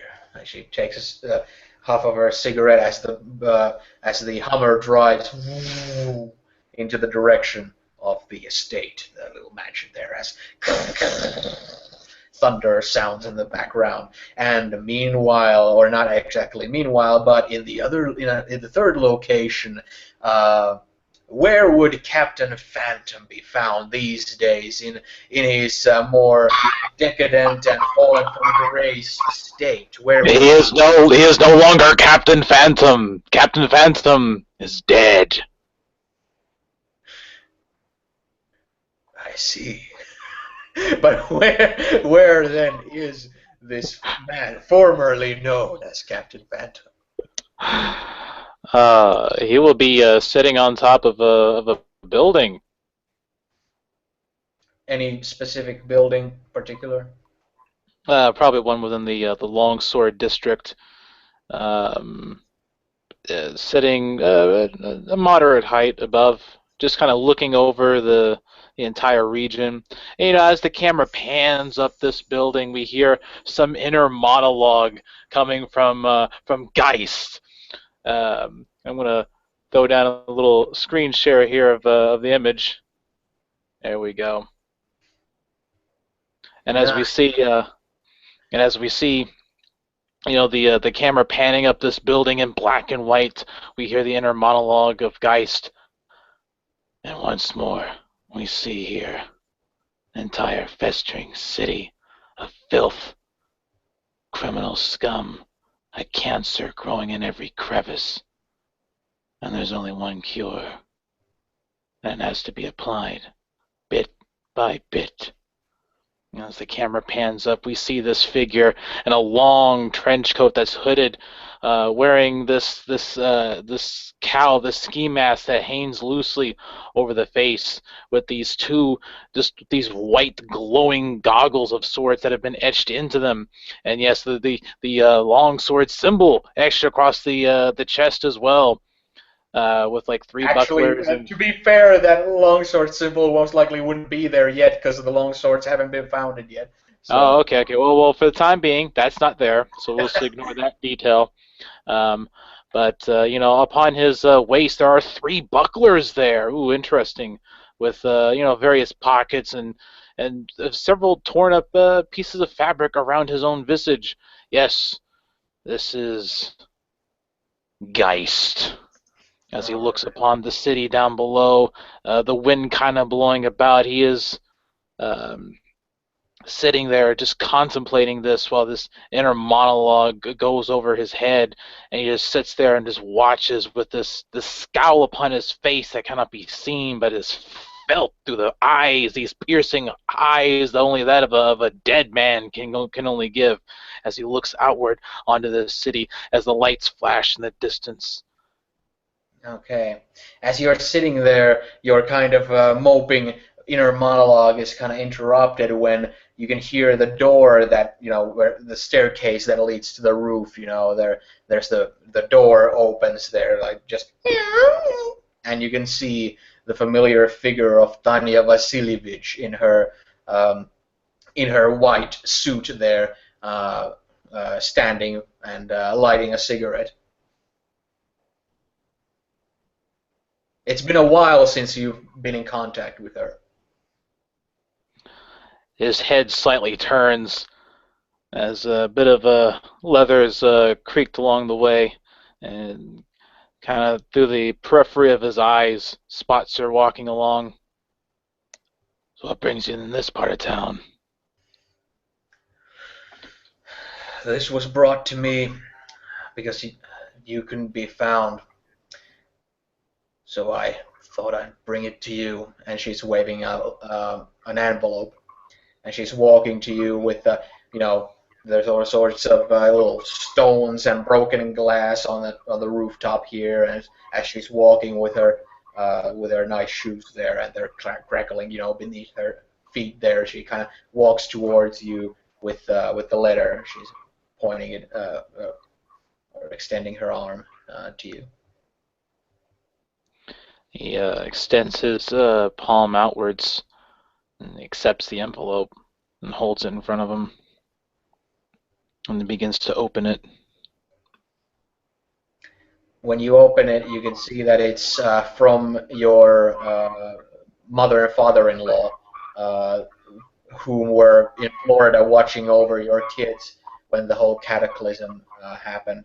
And it's a letter from them. It's a very this kind of upbeat, lighthearted kind of thing where the letter is, of course, starting with just positive things, of just mostly talking about what's going on with your kids, of how they've both entered junior high now, and they're all doing fine at school. They have good grades, and they're not getting into trouble or anything of the sort. And we're looking for one of them is already very firmly decided that he's going to go into the line of medicine after high school, and he already is spending his free time studying further and all this stuff, and how they've been taking them to like a national park a little while ago for a trek there and all that stuff. And it kind of ends with this kind of our thoughts and prayers are with you, and we only wish that you would bring our daughter's grave some flowers from us as well. And it's signed only by the in-laws. It's not signed by your kids, and there's nothing written by your kids. So all the extra positive mentions kind of feel like they kind of obfuscate some sort of awareness behind it. Well, while he's reading this entire thing silently to himself, there's a bit of a sigh that kind of escapes his lips underneath the cowl, and while he's reading it, he slowly folds it back up, puts it back into the envelope, and then begins to tear it up.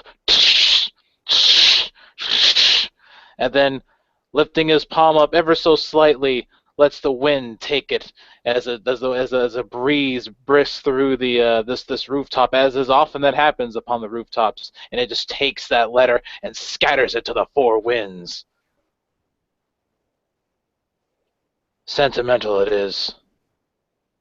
There's no place for that here now.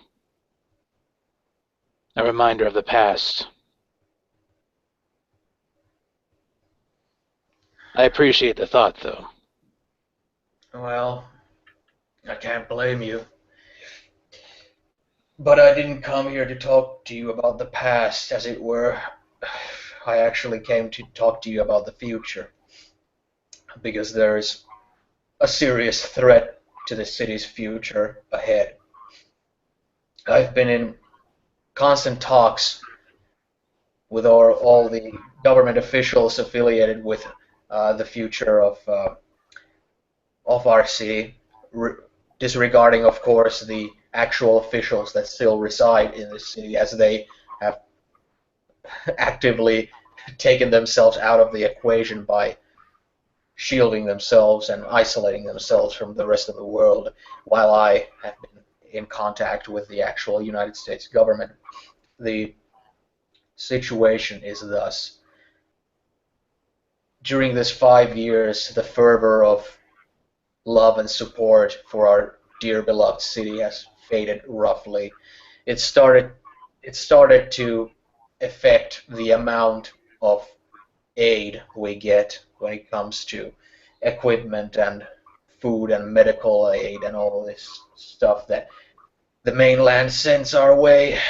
It started to, as much as people have now feasted on records of the drones and of cell phone cameras and such of what actually goes down here, it's started a very pessimistic approach towards our future and the willingness to give anything, any resources of theirs to us. There is, however, one resource in which there is a very strong pull to give us, and that is military hardware.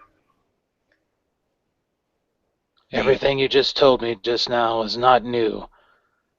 It's something that can be observed every day in this city, and I've been here for 5 years experiencing every minute fiber of it.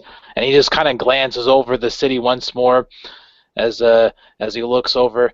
This place is a cesspool. It is harboring nothing more but human filth. This city is going to kill itself from the inside out. It was damned the second that incident occurred. Yes, but one shouldn't lose hope. There's still little kids roaming around who can't be judged like the others in the city could easily be. And you've seen the violence that the regular people suffer at the hands of the gangs here. You've seen the horrors and the nightmares this place truly produces. But that doesn't mean that it's all bad. It will be all bad once the legislation goes through and they start shipping tanks and helicopters and rocket launchers here, and instead of it just being police, it'll be military grade equipment. It'll be people tearing buildings down outright, people kicking in doors and mowing down anyone who's inside. The cops steer clear of the gang territories because they're not suicidal. They don't want to get themselves killed, and the gangs seem to be kind of below their radar. As long as the gangs don't hurt anybody uptown, they don't mind that much. But if the military is sent here and their brains get cooked up in the nightmares that this place produces, it's gonna all turn into rubble and ash. It'll be nothing more but adding fuel to the fire. The second they pass that legislation, this entire city is going to be thrown down into the shitter. There'll be nothing left. They'll only be giving the gangs more fuel to steal from. They're signing their own graves with that one. Not if we can help it. See, the thing that I've been pushing for and which I've now been given the go-ahead for is a one last shot. A one last shot at building a new team. I've already gathered 3 members, and I turn to you because there is hope. Because there's already people willing, there's already people turning up to do their part of the heavy lifting. I don't have to look to you anymore alone to do what's right. If we can build this team up with the resources, with the equipment I have at my disposal, with the tomes and scrolls and tablets and the reflecting pools that Plaguemaster left behind, with all of this, all the experience and the know-how and the street wisdom that we've been able to gather up into this team as of now, I say we have a fighting chance. I don't know what the future holds for all of this, pointing at the dome above. But I do know that the less people get their heads blown off, the better it has to be. It has to be better off that way. He kind of folds his arms in front of her, and as he does, he kind of looks about. Well, then, if that's the case, I suppose it's worth giving it a shot. I've been out here for 5 years on my own after that incident. All I've seen is nothing but filth and decay. I will give this a shot. I'm glad to hear that. As I was thinking about this, it's obvious that the bucklers, God rest their memory, it's not fitting for the zeitgeist. The bucklers are a thing of the past. They are of the Midway City. The Midnight City isn't about putting up shields and protecting the city itself. We're going after those who are hurting others. We're no longer shielding people with bucklers. We'll be the long swords with the reach of justice behind us. Will you lead the long swords? As she holds out that hand, his head kind of narrows a bit down, and if there could be a smile that could be seen, there would be, but it is one of grimace and violence, for when he hears the word of long swords, it connects something primal in his mind. Yes, I like the name of that, long swords. And indeed, that is exactly what we'll be doing. We'll strike at the cancer of this city. Bit by bit, we'll extrapolate it and dice it, and we'll leave it for the rest of the vermin to see, so they can crawl back in the shadows and fear for their own lives, as his hand comes out and grasps that of Tanya's. There you go. And then we're going to skip time a little bit ahead. We're going to skip time a little bit where the team is on its first missions, as everybody is still kind of working solo acts on separate smaller missions, kind of finding themselves and their positions in all of this. By the way, I want to mention that it was not Geist who was driving the Hummer. It was someone else. And someone else in a long trench coat and a ski mask.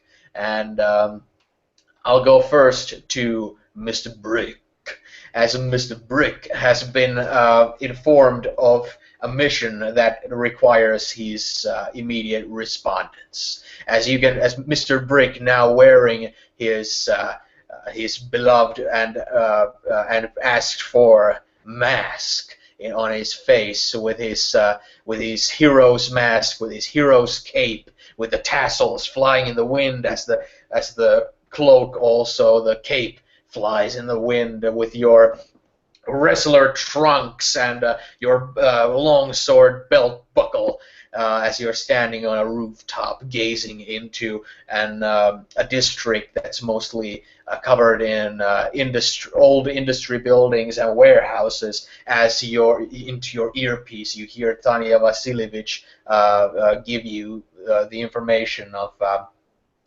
we've dissected police reports of missing persons, reports of small children from the ages of 10 to 12, and we've managed to dissect that in each of these cases of a missing person, there has been a single vehicle that has always appeared in each crime scene, and the police have not yet located this vehicle, but we have. And before the police go in and shoot everybody to smithereens, most likely the victims themselves as well, we'll be sending you there, Mr. Brick.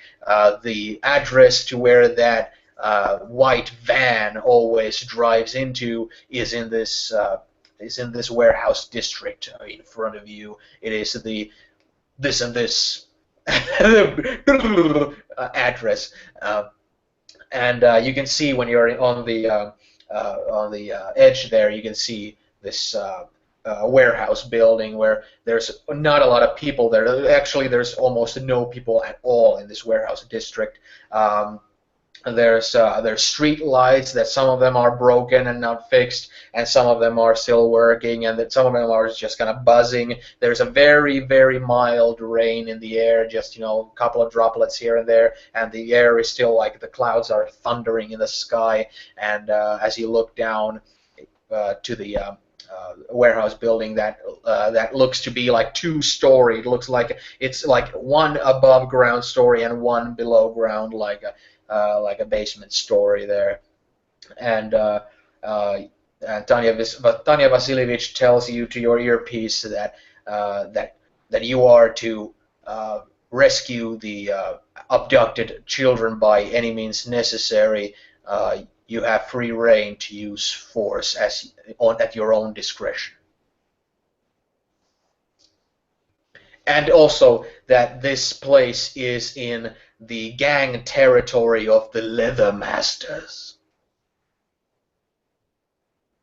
a notorious gang for their perversions and violence and all sorts of deviancies and decadences, so that they revel in, and they normally dress in these leather and rubber, these kind of face masks and stuff, and they're like these crooked, ghoulish dudes that do absolutely abhorrent things to people.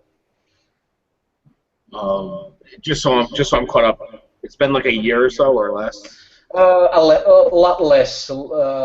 And we work as a only team? like, let's say, 2 weeks or something. Okay, but do we work as a team normally, or do I know of the other group, or? Yeah, Just so I can respond. the others. Everybody has kind of met, if not formally, at least informally, as in like seeing the sheet of, okay, this is the group, and knowing everybody's like superhero name and all that stuff. But if you guys want, you don't have to have met each other yet. If you want to like role play your first meeting or something like that, but it's up to you. Okay. For Mr. Brigg, I'm going to go with I haven't met anyone, just because I think it'd be fun to meet them. Okay. He's excited to meet them, obviously. I mean, the Geist. I mean, I heard crazy things about him. Yeah, but at this point, everybody's still on a solo mission. So, Mr. Brick. So when he speaks to when she comes over the comm and gives him the directions, he says, quite as politely as possible. He's like, "Yes, ma'am, I will take care of it as quick as possible." And kind of turns and do we stay at the building, or does it matter where I am, or was I out on patrol? Like, I don't know where. You've been dropped here. Okay. So yeah, you've been dropped to the near enough the actual location where you don't have to worry about being spotted. Okay. From here, probably on top of a roof where I can get a good vantage point. If I'm not, I'll leap up onto the nearest roof and kind of run along the edge, trying to look for that car, since I know that that's my access point of where it is, right? Yeah, sure. Is it parked? You can see that the van is actually parked at the parking lot, not inside at this point, but it's parked on the outside parking lot of that warehouse building that's there. I will crawl down the building till I get down to the parking lot where the car is, walk over and just rip the back of the trunk off to see if there's anyone in there. Okay. Excessive force. As you rip it open, you see that the car is completely empty. There's nobody there. Okay. I go, "Ma'am, no one's in the car. No one's in the trunk, and I'm disabling the car now." And I reach down and just kind of like pop the wheel off. Okay. Car is disabled, ma'am. Roger. And then he'll make his way and he'll Are all the windows covered? Yeah. There's the windows are covered. There's a side entrance on one of the the side. There's an entrance that's like a garage door entrance that's shut, and it has a lock on it, so it hasn't been like an outside lock, so it's not like in use at this point, and yeah, there's basically the side door there that you notice. Okay. I walk towards the I start walking towards the door, just the side door that I'm assuming they went through. And then like I just kind of keep looking over at the garage door, and then just kind of like tilt my head and I walk over towards that. And I Okay, just but pop the lock off. before you turn to the garage door, Yeah. you see that the side door gets opened as you're like right at the you're still at the distance where you don't have to worry about being immediately seen or anything like that. But the side door opens and you see a person walk out. You see this anemic kind of someone with kind of a crackhead's kind of body shape and posture. This kind of this Asian woman with this greasy hair and her body covered in large tattoos, who's coming out for a cigarette on the from the side door, and she's naked except for a strap-on dildo on her waist there. Jesus Christ. And yeah, she's coming, and she has like really like big lines under her eyes, and she's completely like looks like she weighs like 10 pounds or something like that. She comes through the side door and looks kind of pissed and kind of frustrated. Just kind of comes through the door and immediately just. So I immediately stop hearing the door and turn, and then immediately, oh, ma'am, please cover up. Oh, do you say that out loud? Of course I do. Oh man. Okay. Okay. When you say that, she just, with the cigarette not lit, still in her mouth, just, kind of turns to you and just looks with an like utter astonishment on her face, and just, the cigarette just kind of falls from her lips. Ma'am, can you tell me where the evildoers are? She immediately turns around to the door and just goes inside and just screams, "There's a big motherfucker out here!" and immediately you can hear the ruckus like inside. Ma'am, I believe I have made contact. Entering the building. And I start heading up the stairs, kind of like just pushing the door open and then just following behind, quick, getting ready to block my eyes from any sights that I don't want to see. Oh man. So you enter through the side door there. Oh, absolutely, yeah. I start making my way, As listening for enter- screams or problems. Or As you enter in, the kind of layout of what you're seeing is this open warehouse building that doesn't have any shelves, any boxes, anything like that. It's just open space except for the middle, where there's no other lights, but in the middle there's this little hovel, this area that's been like surrounded by these photography lights, these light stands that are pointing to the middle of it, where there's like a couple of dirty mattresses with some woman who looks very much like drugged out of her mind, basically laying there on her face and knees, basically with her hands cuffed behind her back, completely in the nude, and there's also a table with a laptop on it and an external hard drive on it. And then when it comes to the people, there's the woman who just ran inside, and there's about 8 Leathermasters there. Leathermaster gang members, people in like leather gimp suits with these kind of rubber masks that have like these big eye holes and big mouth holes and stuff. Varying facial masks here and there, but all wearing black, all having like gloves and not showing a lot of skin or anything. And they all have like big tool belts with like meat hooks hanging off of them, and machetes and like Uzis and stuff, and all sorts of lash whips and all sorts of all manner of crude and cruel tools. And one of them was standing behind the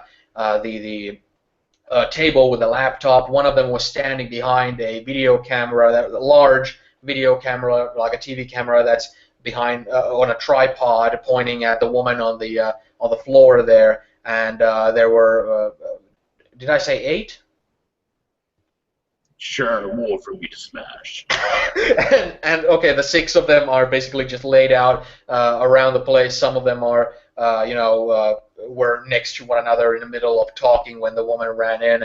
And there's also in the back of the place, there's also a little ramp that leads downwards, so it most likely leads downstairs. And also, there's one more thing. One of the leather masters is holding by the neck a girl that looks to be around 10 or so, who's basically wearing her undies and nothing more.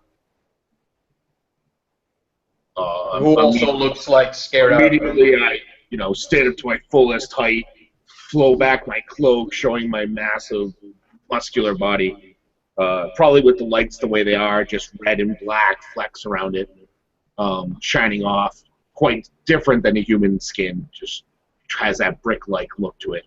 Yeah, there is no red in this place, since everything is without color. Yeah, and as I, and then I kind of point out towards it, and I say, "Free the child now, or else." The one holding the child grabs a meat hook from his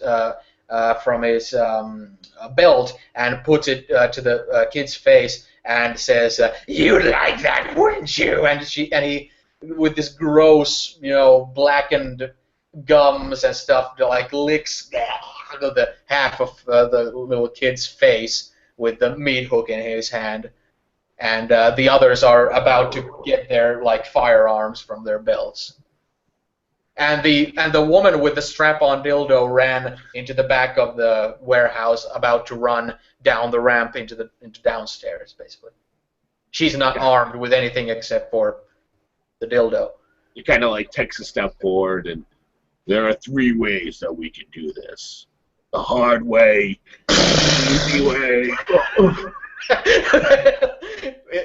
No, you can finish your. No, in fact, he was thinking about the third one. He couldn't remember what it was, so they probably would have opened fire on him. They were in the process of getting they have Mac 10s and Uzis, so basically submachine guns, which aren't that deadly to you, but they still are this kind of they might cause you pain and stuff, but they're not about to rid you of your life, How high are the ceilings in here? Pretty high. It's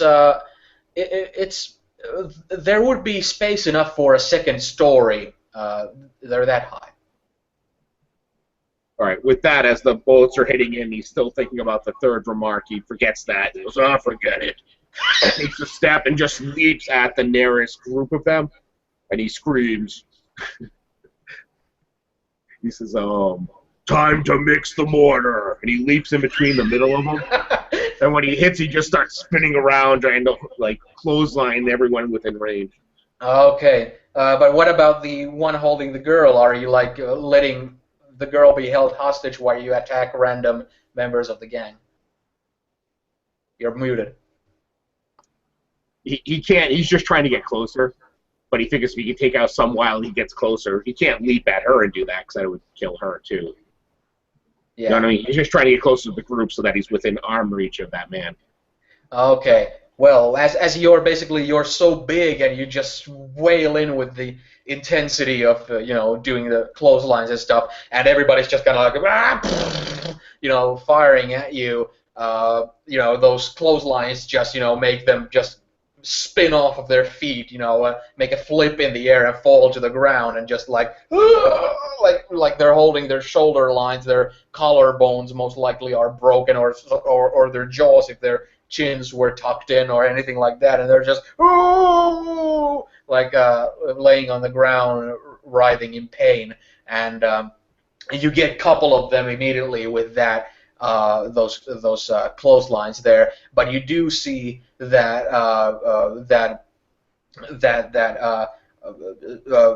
the one that's holding the kid is starting to back away, starting to walk backwards towards the ramp that leads downstairs with the meat hook in his hands, and just keep moving, grunting to the kid as you're there fighting the. And you can also see that the woman that's on the ground, she's thankfully on the ground so that she's not like at the firing range, but she's still somebody who could easily become a collateral, death there if you're not careful with the, submachine guns firing all around you.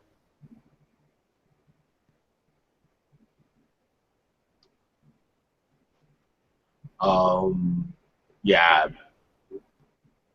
Yeah, Mr. Brick focuses on the child, and as that guy's pulling her away and seeing the tears in her eyes, probably, and the fear that she's has, just kind of flips a switch, and he kind of reaches out to the nearest guy with this massive hand, just grabbing, probably covering most of his face, just picks him off the ground, and just throws him at the staircase. Just so he just slams up against the staircase, hitting the ground, so this guy's backing up and be like, whoa. And I'm like, whoa, don't move. Okay. As you throw the guy, when he hits the floor, he gets so mangled that his neck is outright broken as he hits the ground. It's just such a violent distance. It's just like being thrown out of a speeding car's window, or something. And it's just as you fling him there and just mangles to the ground as the dude with the meat hook kind of gets spooked. He kind of like, oh fuck, and when he does that, the meat hook slices the kid on the chin or the jawline there, and but the meat hook is no longer on her, there as it's kind of like detached from her, as the guy is kind of like looking at his former gangmate that's just mangled there, but there's like an opening in that in that sense with him. With that, I mean, I can leap like 104 feet. So can I like do a short burst, kind of like flying tackle? I also have the skills of like improved grab and interpose, so I can take damage from other people. So I'll activate that. Like if anything's gonna come towards her, I'll take the damage for her. Oh, okay, nice. It makes me kind of like just able to block for other people. Okay, that sounds good. Okay, so so I get down and almost like a charging football player, except I leap, and I just kind of leap as a rocket flying at this guy, 400, almost 500 pounds of me, just slamming into him, hoping that the shock is enough or it doesn't wreck the girl too, but going for surprise over her.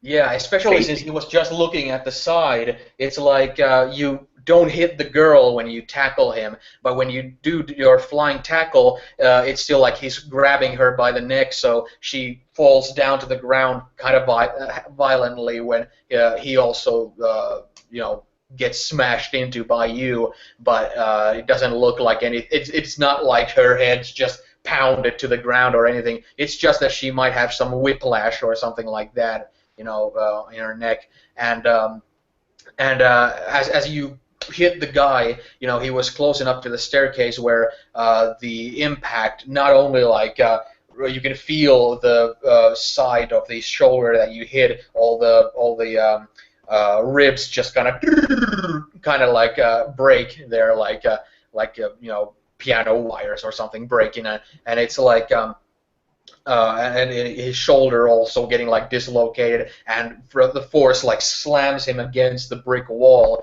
that's that's on the wall where the ramp downwards is, and he just slams on it, and you can see like the plaster and all that stuff that's on the wall just crumbled behind him, and there's like a crack in the wall, and he's just where his spine is most likely cracked and out of place. And the girl on the ground, now that she kind of snaps out of the shock she's been in out of fear, and when she gets that sharp pain in her neck, and she the first sound, she just kind of grabs her neck and just starts to wail and scream. Just this kind of, she's just kind of incapacitated out of fear, but she's just kind of like, grabbing her neck there in the ground. And there's still those leather masters. There's still 4 of them, firing their submachine guns at you. So with your power that you activated, you have no fear of them hitting the girl there. With that, I kind of tell her, "Stay down, little one. Be still." And then I turn and kind of face them, and I'm gonna wait till they've run out of bullets. Which happens almost immediately. Just.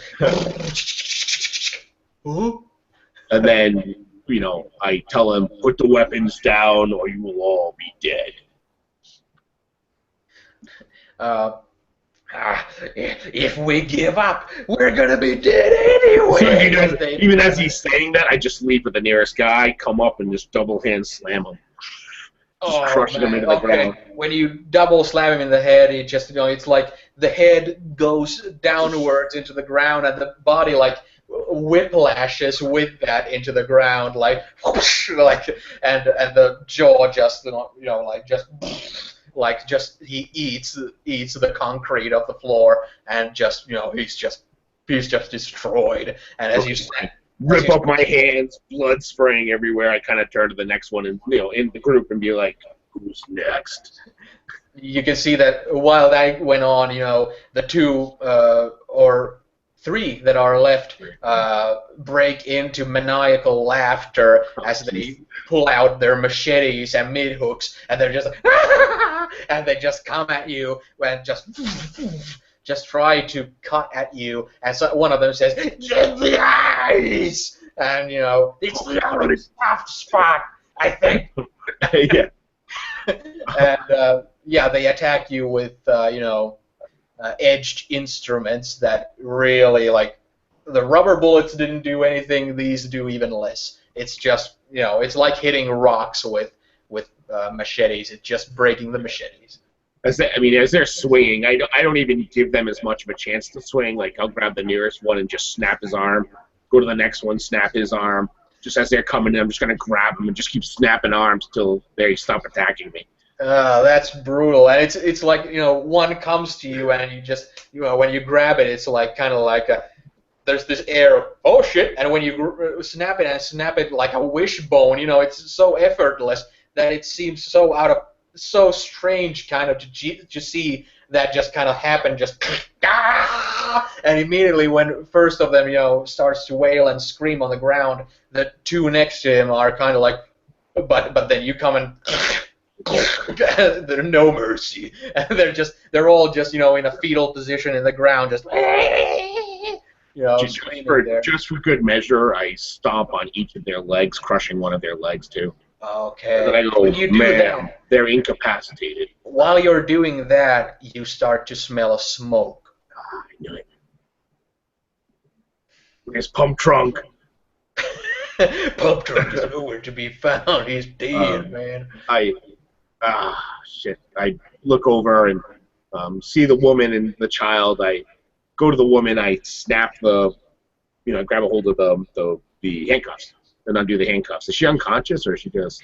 She's conscious, but she's drugged out of her mind, where she's drooling, basically.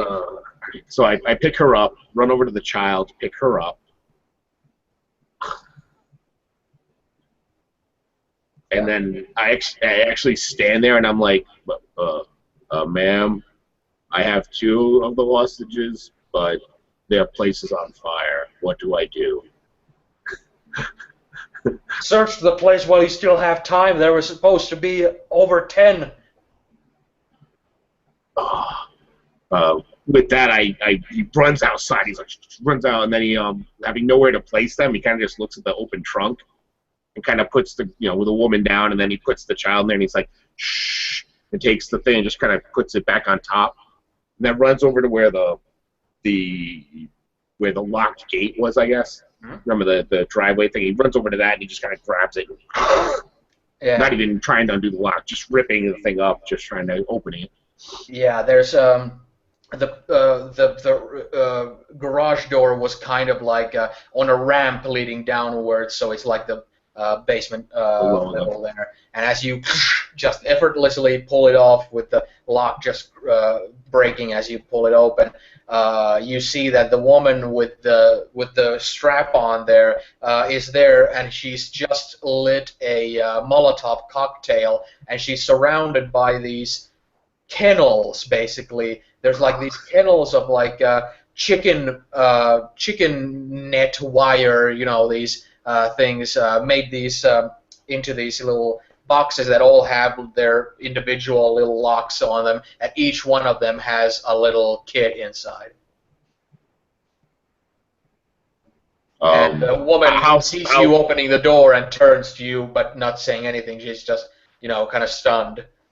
What's the distance? Like I can't. I didn't know how close I am. Let's say like 10 feet, 20 feet, or 10 feet. All right, then I immediately just because I have improved grab, I just reach out and just envelop her hand, and just grab a hold of it. So I have both her hands, and well, no, if she doesn't let go, I will just twist until it snaps, and then she releases the No, but like I said, her physical, shape, she looks like, if she breaks, like she breaks. I don't really skeleton of a woman, when you grab her hand, it almost breaks right there. Oh, right. It's and you can easily just take the Molotov cocktail from her hand, and she's pretty much, she's scared to death, and she musters the strength to punch you with this kind of just a hammer fist, just boom, and immediately just, as a reaction to that, like punching a rock. So it's not nice. I guess I have the Molotov, so I mean, I have that in one hand, and I kind of have her other hand, and then I oh jeez, she's still naked, huh? Mm-hmm. I'm trying to avert my eyes, so I'm not looking at her. And then I just looking. I'm like, I got this. I'm like, ugh. I just kind of huck her out the door. Okay. Not knowing what I have to do, and then I just kind of pull the wick out, the flame, so that goes out, and then just kind of put that on the ground. But I'm gonna start looking in the cages because that's more important to me. I assume I probably hear whimpering and the sounds of children or something. Okay, yeah, that's exactly what happens. But when you toss her out, she kind of like pummels on the ground, just like, and quite fast after that, though, gathers herself up, having scrapes and scratches and all that, and bruises everywhere, and she kind of just limps and runs off into the distance.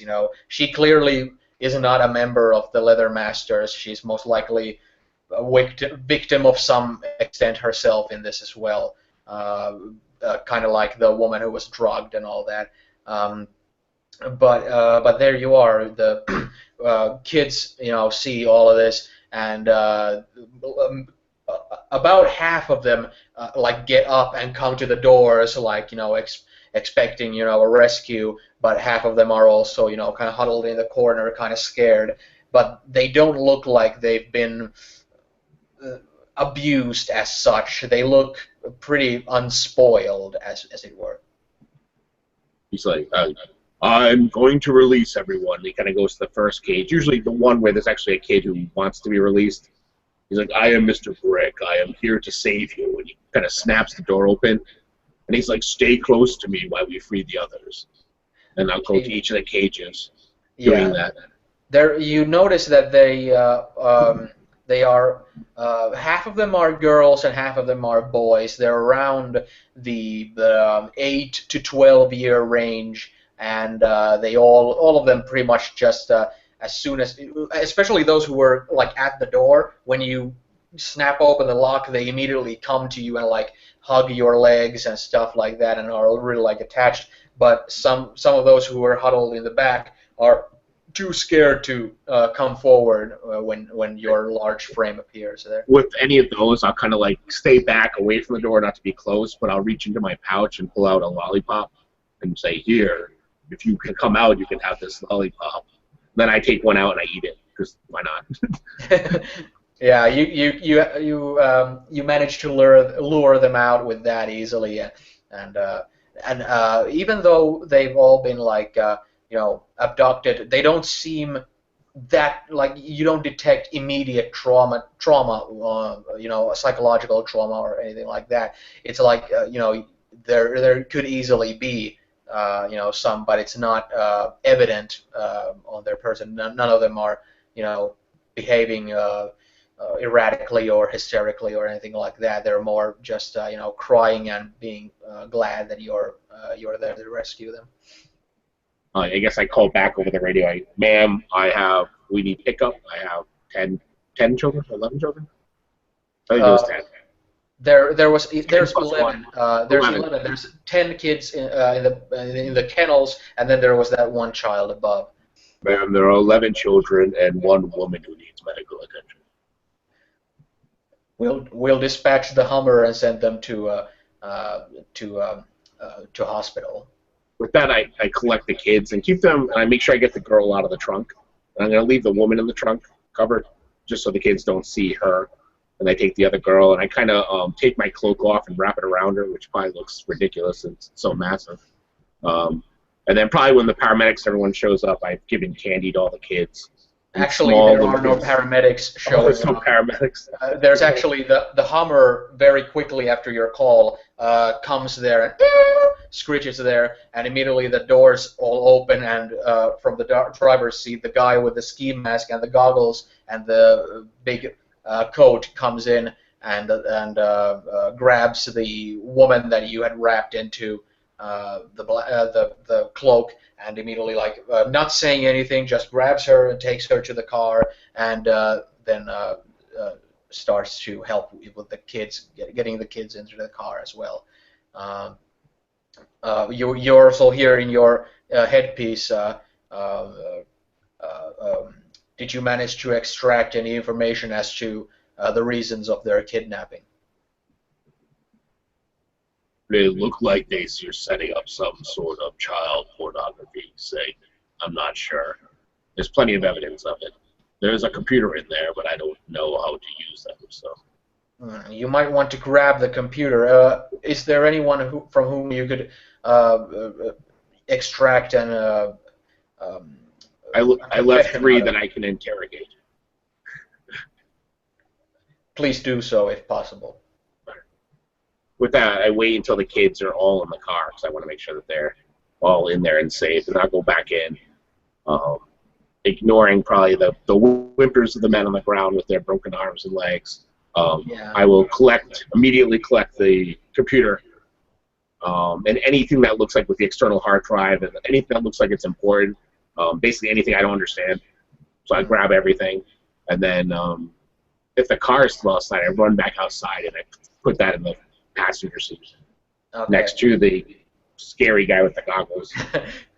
Yeah, the car speeds off at that point to get the people into the hospital, and but there you are. There's still the 3 leather masters whimpering with their broken legs and broken arms on the floor there. So I kind of look down and trying to uphold what I believe a superhero is versus torture, and torture would be an easy thing for me to do, but I kind of just had him. Do you want medical aid? Give me all the information you have on who's the boss. You don't know who our boss is? When were you born? Have you been raised up in a trash can if you don't know who the mistress is? He kind of tilts my head, and I take my huge finger and just push it against one of his ribs and just go pop. What is your mistress's name?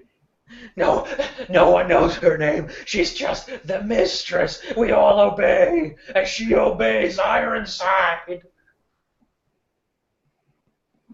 Ironside.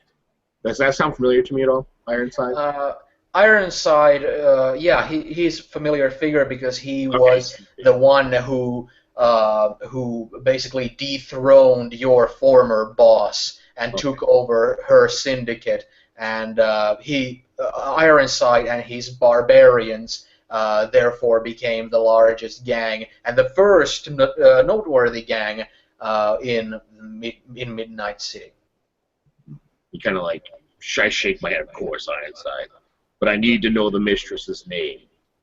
No one knows it. We were simply tasked with collecting 10 kids for a control group and deliver them to the pier. I don't even know the number of the pier.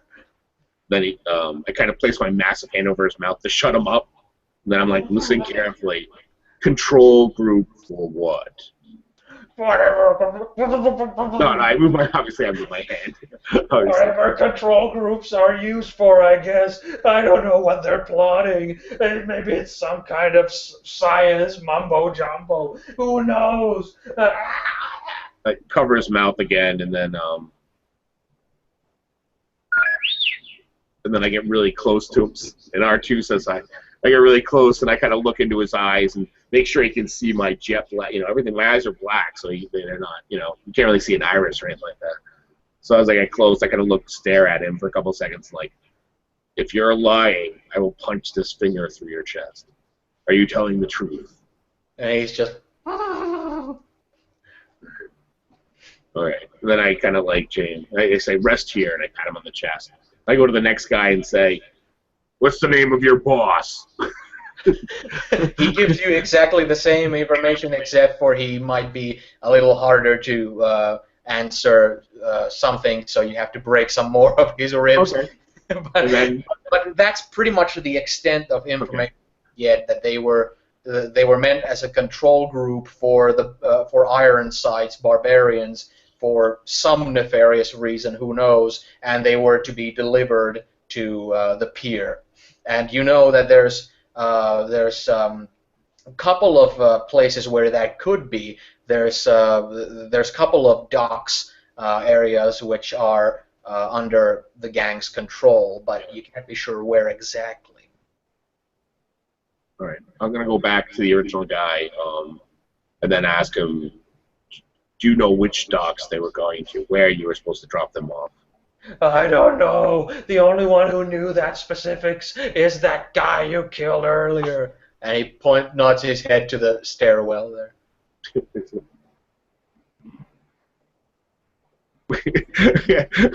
You actually kind of frown, like, whoops.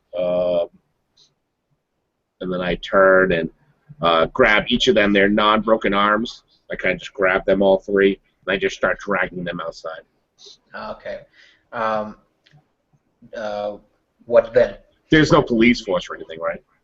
Not yet. Vasilievich is doing her best to keep the drones away from this place so that the police don't get a heads up of it. Plus, it's in deep gang territory, so police are reluctant anyway to show up. All right, so I go over and I grab the chain link fence and just kind of rip it off and just kind of wrap them into it. Okay. And then just kind of stick them up against the car. And then on the wall, I pull out, I grab the metal pole that was one of the ones that are attached to the fence. And I grab it, and I just hit the wall, and I just go, and I just put long swords on the wall. All right. And then it's a little messy, but I mean, it kind of says it.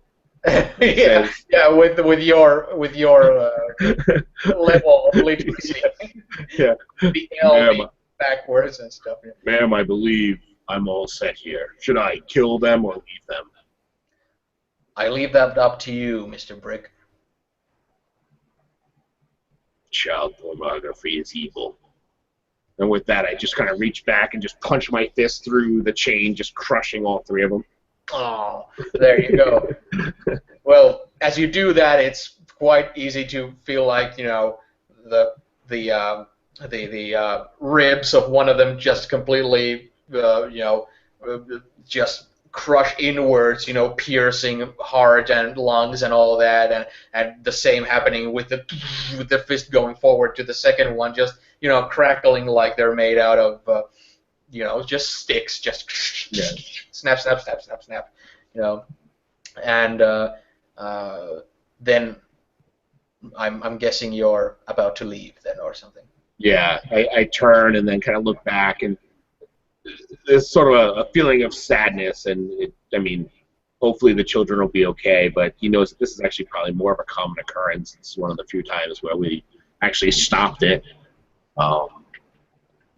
This just totally almost breaks his heart, and the sadness actually starts to overwhelm him, and he kind of sniffles to himself, and then just kind of leaps as high as he can to get as far away as possible. As you leap, you hear in your headphones, if once mission is accomplished, get to a high ground, and we will send pickup. He's like, yeah, yes, ma'am.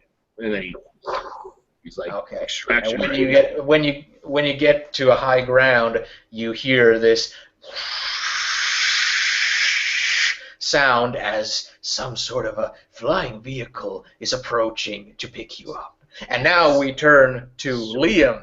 Liam, being on his first mission as well, having an earpiece in his ear as well, on a solo mission on the docks. He is in the southern parts of Midnight City, in the docks that are in the territory of the Thor Hammers, the neo-Nazi skinhead gang who are also vassals of the barbarians, just like the Leather Masters were.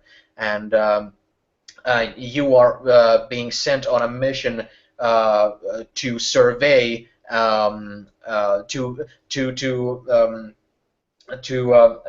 missing a word, to infiltrate and survey an arms deal that is about to go on in the docks, and distract as much information as you possibly can during the arms deal. Who's selling what to whom, and what sort of stuff is going on? What are the weapons being bought for, and all that sort of thing. You're about to be dropped off near the docks themselves. Oh, actually, at the docks, where there's lots of cargo crates and stuff like that piled up, forming these very labyrinth-like areas where one can easily slide in and out and all that stuff. And as you've gotten near to the docks themselves, you being someone who can conjure constructs, illusions, and shape-shifting, this shouldn't be too challenging for someone with your talents. You're dropped off near the docks there, where you can clearly see that there's that the docks are filled. There's a couple of cars in the docks there with the cargo crates, with the lights in the pier being lit, so that the whole area is kind of lit, where you can see guards. You can see the members of the Thor Hammers, these pretty regular skinhead-looking people, these bald heads, thick necks, and these kind of gym rat type of physiques, and they have white wife beaters, and gray camo pants and suspenders and stuff like that, and those black boots and all that, and they have assault rifles on them and shotguns on them, and they're filled with facial tattoos and whatnot, and they look like they're not expecting trouble kind of thing. They have this kind of posture where they're just chewing gum and just kind of looking around and kind of walking around. When they meet one another on their patrol, they kind of look like they're shit talking to one another, laughing about this and that. But there is, in the pier, there is you can see from the distance, there's a table that's set up next to the edge of the pier there. The water is all completely black. You don't see any lights of any Coast Guard boats anywhere near the pier or anything. And that's pretty much what's laid out in front of you. You haven't seen the other party show up here yet, so there's only the people who hold this area as a gang from the start. All right, I will have addressed my wardrobe accordingly, so I also look like a bald with tattoos on his face, kind of more buffed than I usually am, kind of guy. And I also have a shotgun with me, which I kind of lean on my shoulder, and in my opinion, I pretty much blend in. Okay. There is a thought that comes to your head, and that is that since they are a gang, they most likely recognize one another's faces. So if you just go in there as a generic skinhead, just hey guys, it most likely is going to ring alarm bells. Hmm. So that's, Yeah, but I'm assuming that they can't see me, or at least a lot of detail from me in the as I approach. So that'll be good enough for now. And I kind of walk over there and just kind of lead the way. And as I do, I can try to find a place where I can hide a bit, and I will observe them, and I will use an illusion to create a mimic of a face that I see there. okay. While you're going in, your headpiece will also tell you, Tanya Vasilievich will tell you through the headpiece that since you are going into basically the dragon's den here, you're not expected to engage in combat or anything. You just look out for your own safety, and if it seems like you're in a desperate enough situation, you will be provided with immediate backup. Just say the code word "shitstorm," and you will be aided immediately by your fellow longswords. I complain about the fact that shitstorm might come up in a normal conversation, so if we could should have like Find a way to get around it. That's the reason you can say that without ringing somebody else's alarm bells. fuck yeah. If it's like, activate or something like that, it's, Go to Alpha Omega. yeah. Okay, so there you are. You're in your generic skinhead garb, disguised there, and since the kind of lighting that's there is kind of like intense light beams at certain areas, very soon, like after these areas of light beams, there's very little light. So it's very easy to kind of use that generic facial features as well, where people won't recognize you from a distance anyway, because of the lighting there. Yeah, so I'll find a nice shadowy spot and I'll observe them, and I'll find a guy which I believe is liked, and I'll kind of try to make an illusion of his face to cover mine. Okay, you see that there's a certain someone in the guards who, with multiple other guards, when their paths meet, he starts conversation, and it's reacted to with smiles and like, yeah, that's right, this kind of conversation. And then when he meets somebody else, they kind of talk that way as well, Hmm. So All right, I won't pick him. I'll pick another one. I'll look at a guy that is I've thought it over and I'm like, nah, I shouldn't do that because then people will start talking to me a lot. I look at a guy that is like kind of stern and quiet. Okay. Well, after surveying the situation, I'll have you make a roll for that if you spot somebody who's as good as possible. So it would be awareness, and if you have a skill that's I have somehow perception. complements. Hmm? I have perception. All right, use that. Yeah. Okay. Yeah. I have it at a +10, so that should be good. Nice. Oh, 26.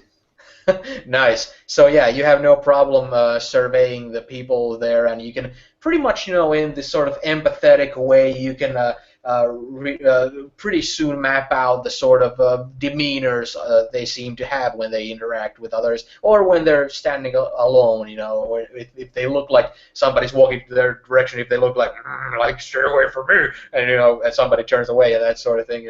It's you have no trouble picking those kind of individuals out of it.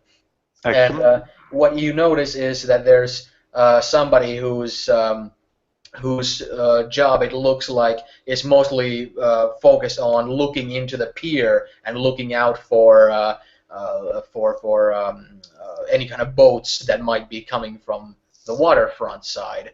He's kind of off the side of the others, and he's kind of close to the this kind of pier manager's kind of box, which looks like this barrack, this same as those cargo crates, but with a door and a window, and there's a light inside, and most likely a desk and stuff.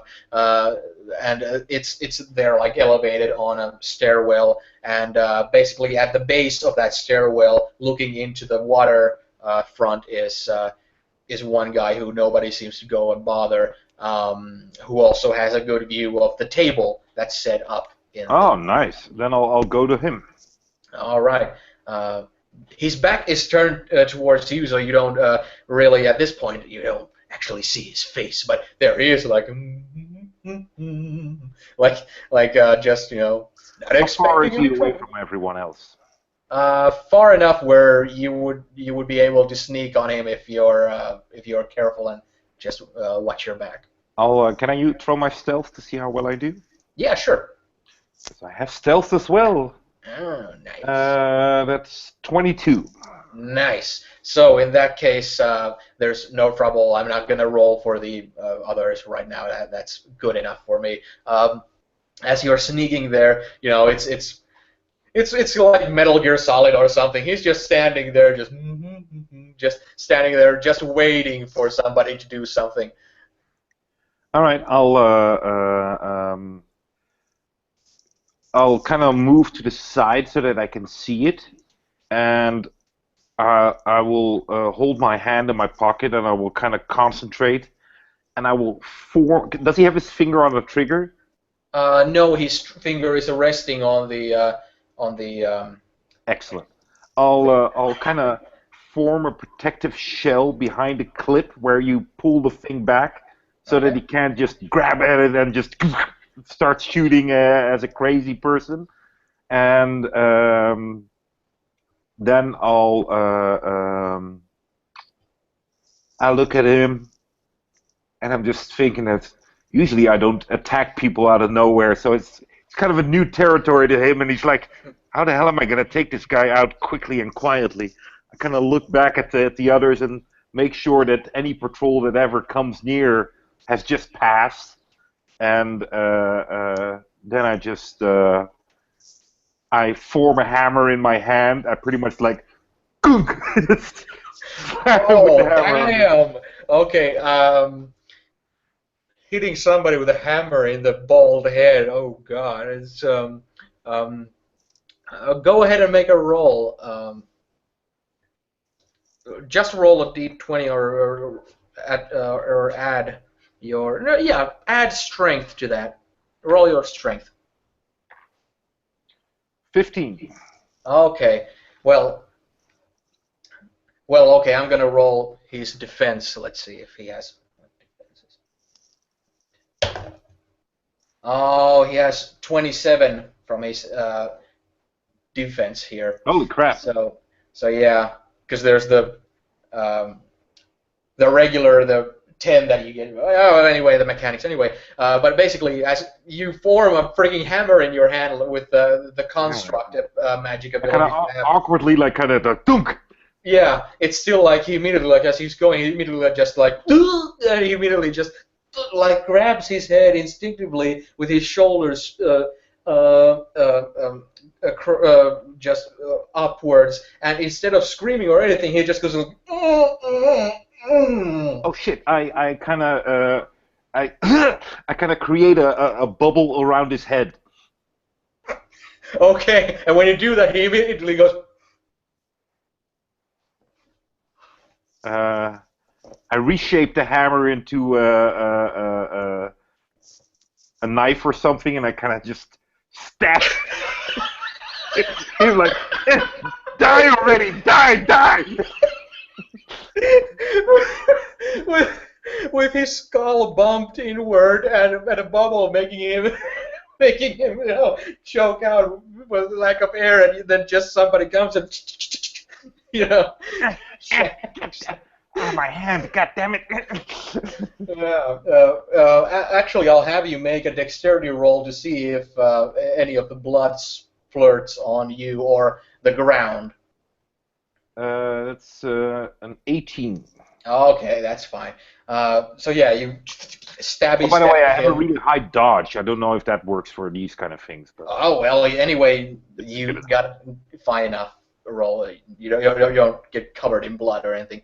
And as he was on the pier, it's like, and he's starting to fall to the direction of the water there. Oh shit! I grab him and I kind of. I try to prevent him from falling over. Is he dead? Yeah. I make the bubble disappear and I kind of look at him, studying him and the way he looks and that sort of stuff, and His face would be blue if there were color. I'm like, yeah, okay, I can do that. I kind of reshape him and then I check him for money and I put money in my pocket and then I dump him over. Okay. As you dump him over, it's easier because when he was standing, he might have made a bigger splash. But if you like roll him while he's lying on the ground, it's just this Oh, kind also I take, of course, his wallet and that sort of stuff, ID Yeah. thing, and the gun. Actually, he just kept a roll of bills of money in his pocket with a rubber band there. He has no ID on him? No. All right. Well, I take his position and I kind of stand there and I kind of like, Okay. Nobody seems to notice since you did do those stealth rolls and all that, so you don't have to do one yet. But as you're standing there, like as you're the guard there, you notice that a car does pull into the pier now, and it's not the same kind of cars. These guys have like, what should they be like? Well, maybe something like BMWs or something. And this car that pulls in is an outright just like a transporter, just van, just this kind of nothing fancy at all. And the car drives in, and it just kind of, and the handbrake goes on, and the lights of the car go out, and you hear the doors opening from the car as one of the skinhead guards kind of whistles and like does this with his hand as a lot of them start to kind of turn their heads that way. They don't like gather in a huddle or anything like that. It's just everybody kind of, okay, let's pay attention to what's going on now. It's the people who come out of the truck or the van. There's three people coming from the front. They all have these green kind of revolutionary people kind of jackets with the upturned collar, the breast pockets there. They're like, they would be like olive green if this was if there was color, and they have like black berets with a five pointed star on it, and they basically all look like they dress themselves like Che Guevara or something like that, and they kind of look at the table and the skinheads and stuff, and two of them, of the three, walk to the back of the van and open it, and out of the back there comes two guys with very heavy like crates. They're basically like carrying these heavy wooden crates, and they're coming behind the one who came out of the driver's seat of the van as he's coming closer to the table and looking around and just saying generally to all the skinheads there, so, who am I negotiating with? And as they're bringing the crates, as you standing there next to the manager building, the manager little barrack there, you hear that somebody's coming out of there. all right. While this was happening, I was very casually and very stealthily getting out my phone and just like trying to take some Okay. pictures and stuff. Okay. Well, for that, I will have you make a stealth roll, though. There you go.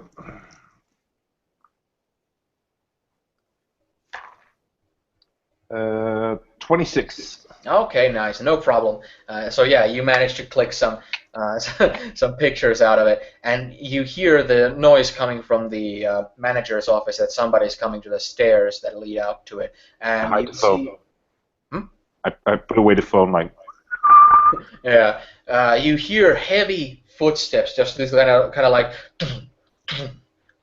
on the stairs of somebody who seems like they weigh like 150 kilos or something like that, you know. And as you're standing there, you feel, and basically you see by the, you know, the edge of your sight, you know, you see the figure coming out of the stairwell, and it's someone who's not as tall as you. It's someone who has a bald head. It's someone who has facial tattoos. It's someone who has tattoos all over, and it's someone who has a harness on. It's the White Light. Oh, it's White Lightning, the leader of the Thor hammers. It's she's a muscular woman with a electrical kind of harness on her, where there's a chest plate piece in the middle that leads all kind of wires all around her hands and around her arms to her hands, where you can see that on her palms she has these kind of like plates that look kind of like those, you know, things that people give like when somebody's having a heart attack, those kind of electric Paddles, shock. like, cleared. Yeah, exactly. And you know, there's all kind of wires going through it. It's like it forms like a vest on her body. For without it, she's like topless, but it covers. It's pretty much like a vest covering her entire upper body there, or her torso. She has like gray camo pants. She has a SS officer's Bowie knife, that got decorative Bowie knife on her belt there, and she has like a submachine gun hanging from her back. And she has a really kind of mean face, and her ears are covered with some kind of plugs that have like little antennas and blinking lights on them. Something that look at the same time kind of like, you know, a radio thing, but also something else that you're not quite sure what they are. But you see that she just like with this, she has like this wide back where her arms are always held like a power lifter's, you know, kind of posture as she walks like, you know, across you towards the table. And yeah, as you I look very alert, like, let those motherfuckers try something. I'm gonna shoot them up. okay. As as she walks to the table, you can see when she comes to the table, the guy who asked who he's gonna negotiate with kind of looks like he kind of shat himself, looking like the woman in front of you has a reputation. As she walks to the table and just says, "Lay down," and the guy with the Che Guevara clothes, you know, signals to his friends with a whistle and you know, kind of pointing with his finger. And the guys come and they lift the crate on top of the table and with little crowbars, such as, you know, take the top off. And you don't see really what's inside until White Lightning approaches it and grabs with her hand, and you can see that she's holding up like first grade military level grenade launchers and grenades, and she's looking at them and she's saying, "You're looking to piss off Captain Van this much?" And the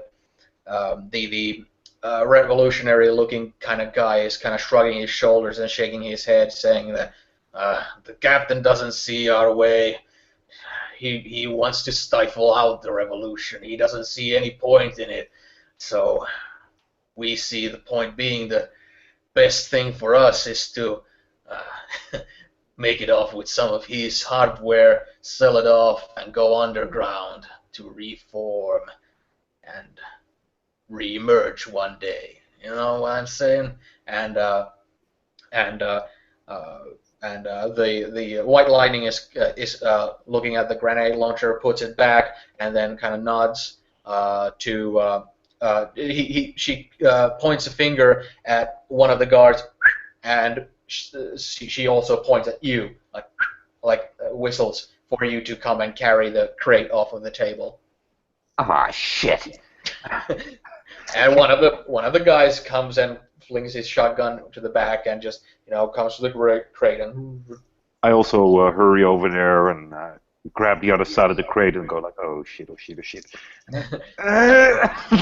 as you go and lift it, it's very heavy, but you're not completely scrawny or anything like that to the point where you can't lift a crate full of grenade launchers. But it is heavy, and the guy next to just and you're taking it to behind one of the storage container things where it's like completely shielded off. It's not like at anybody's feet or anything like that. Mm-hmm. Just lays it down there, and as soon as it goes down, he kind of like and kind of looks at you with this kind of like half shaking his head, like damn, that's heavy. Yeah. And as that happens, the guy who the guy in the Che Guevara clothes kind of looks around and says, "Okay, so yeah, it was 50,000 we agreed on. Where is it?" And White Lightning just says, "Well, the thing is," and the chest piece just starts to glow, and you can see her fingers just kind of like she's crackling her fingers by just squeezing them to fists, and says that Captain Van is a pretty powerful enemy to have. And like you said about going underground, we can manage that just fine." And she goes and she smacks her palms together very powerfully. There's this huge clang, this, and not only is her chest plate, which you by the way noticed has a Norse rune on it, starts to glow, and and also the lights on her earpieces, start to glow heavier, brighter, as she kind of clings them together, and the clinging forms a Tesla-like stream between them that goes in this supersonic sound, in this this very piercing, this electric charge, and with that electric charge, this kind of electric pressure wave of sound just launches at the guys who are all standing there together in front of their van, and they immediately just grab their ears, and immediately just you can see like blood just flowing from their nose like faucets, and immediately their eyes roll back, and they immediately just go like, and you can see like the total recall effect kind of happening, where their faces start to bulge and their eyes start to bulge out, and they just gonna fall to the ground. And as soon as the sound evaporates to thin air, you can see little smoke emitting from their bodies on the ground. And immediately after that, the White Lightning kind of turns to his guards and says, "Dump him in the ocean," and kind of looks at you as well, Liam, and like makes the same gesture. I hurry over there and start to dump them in the ocean. Okay. As you go and drag the bodies, you can see that it's like the flesh underneath the skin kind of boiled or something, so that the skin kind of stretched into this balloon and then just like fell back into this saggy thing, and their eyes are like, they're not blown up, but they're like protruded out, and their tongues are swollen up, their gums are swollen up, and their ears are completely red, and there's the blood from their noses and all that. They're pretty damn nasty.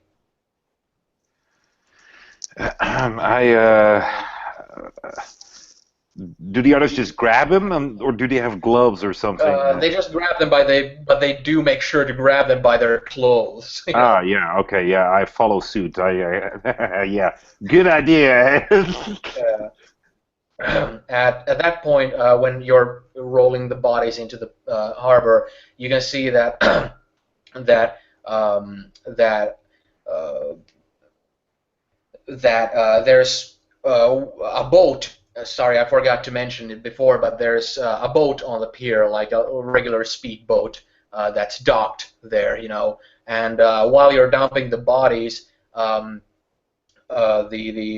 White Lightning says, "Put those grenade launchers to good use. I'm going to the pier to meet Ironside. He's looking for some muscle. Back him up on an operation. Make sure to clean up here, and then return back to base." And they immediately like, "Yes, ma'am." And you can see that White Lightning is getting to the speedboat and is about to turn it on and speed off out of the pier. All right. If you don't want to do anything before that happens, it just happens, and she just. No, I'm fine with her leaving. The more distance between us, the better. I kind of watch her leave, and I kind of nod approvingly, like, yeah, that's our boss, yeah. And I kind of look at the others, kind of go away, and then I look like, well, nothing to see here. I kind of check if this is all that they need to know, and then I decide to head off unless I get other orders. Okay, so what basically do you inform? I say I kind of look back and say the thing is everybody needs to touch their ear before they talk, of course. So I kind of like the transaction has been completed. White Light has left, and they're now transporting the grenade launchers. Okay. She will also ask you who were the people who sold the grenade launchers to them, and I got the pictures, so I'll show you who they are. I don't know who they are, just some strange dictator-looking guys. acknowledged. Uh, as she also says to the earpiece, once you get enough distance, get to high ground, and we will pick you up. All right, I'm out. All right, and there you go, radio silence. And there's all sorts of buildings around here, and there's also empty areas where it's like intersections or whatnot, where it's easy to grab somebody with an aerial vehicle. Excellent. So I get to a high ground and get the hell out of here. Okay, and the pickup is coming as some sort of a black vehicle that doesn't emit that large of a sound. It doesn't make like a helicopter sound, but it does seem like there's some sort of thrusters on it or something like that. Like a bat wing. Like a bat wing. Yeah, something like very much like that, and it kind of hovers above you and grabs you onto it, and then finally we turn to Geist, formerly known as Captain Phantom, but Geist has been sent off on a solo mission of his own, where Tanya Vasilievich has told him that the cops of the city have grabbed a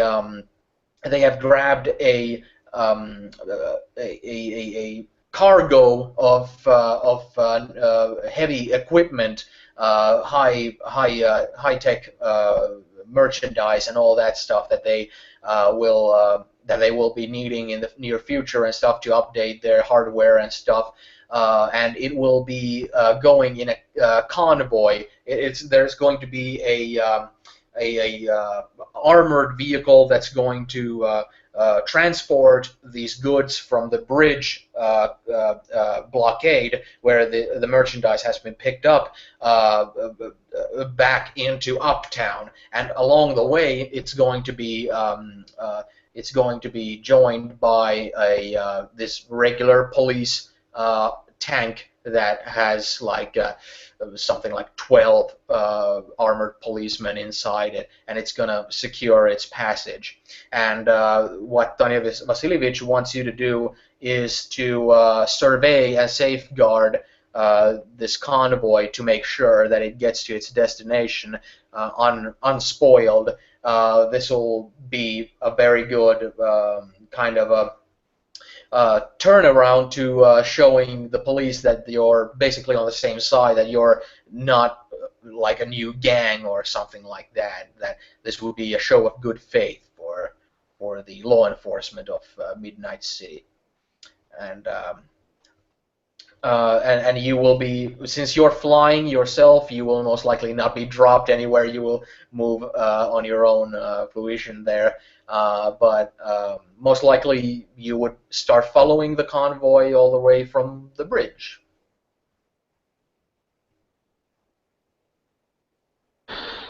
All right, and we see Geist flying in, and we have the backdrop of the city in this dark silhouette of gray clouds, and here we see Geist flying in. And as the convoy heads in, he is at the moment, the convoy comes in. We have the big this vehicle that comes rushing over, and as it does, we see Geist float in from the from what seems like the bottom of the bridge, and merges right into the actual vehicle itself, setting right into there. A normal tactic for him. And of course, as he becomes insubstantial, there's almost virtually no difference. It just seems like a person just passing through an object as if it weren't there, as if it were like some sort of a hologram. It's so effortless. There's not even any wisps to his form as he does this. Only ever so slight tinge of perhaps gray matter that ekes out from him, and he floats inside and waits. All right. When you float inside the armored transport vehicle, there's mostly just crates, and they have logos of different companies that you don't really recognize because there's such like specialized little manufacturers who make all sorts of military and law enforcement level high concept gadgets, and all that stuff. So you have no idea what's in there, but it looks like it's something really expensive and something that could really give somebody an edge. Something that a criminal gang might want to get their hands on. And He'll like tap into his headpiece as he gets in there, and he kind of makes himself comfortable sitting down in this rather cramped area. This is Geist. I position myself within the vehicle. I'll be awaiting any further interruptions that may occur. Over and out.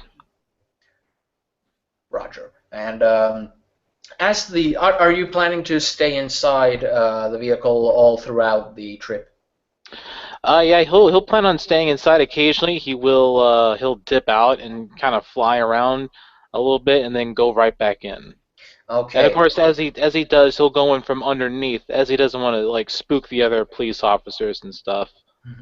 Okay. As your convoy has been going on quite peacefully all throughout this trip, at some point, very close to the actual bridge blockades to the uptown of the island, where the convoy is on its way, very near that area, something happens. As you're on your one of those moments where you're out of the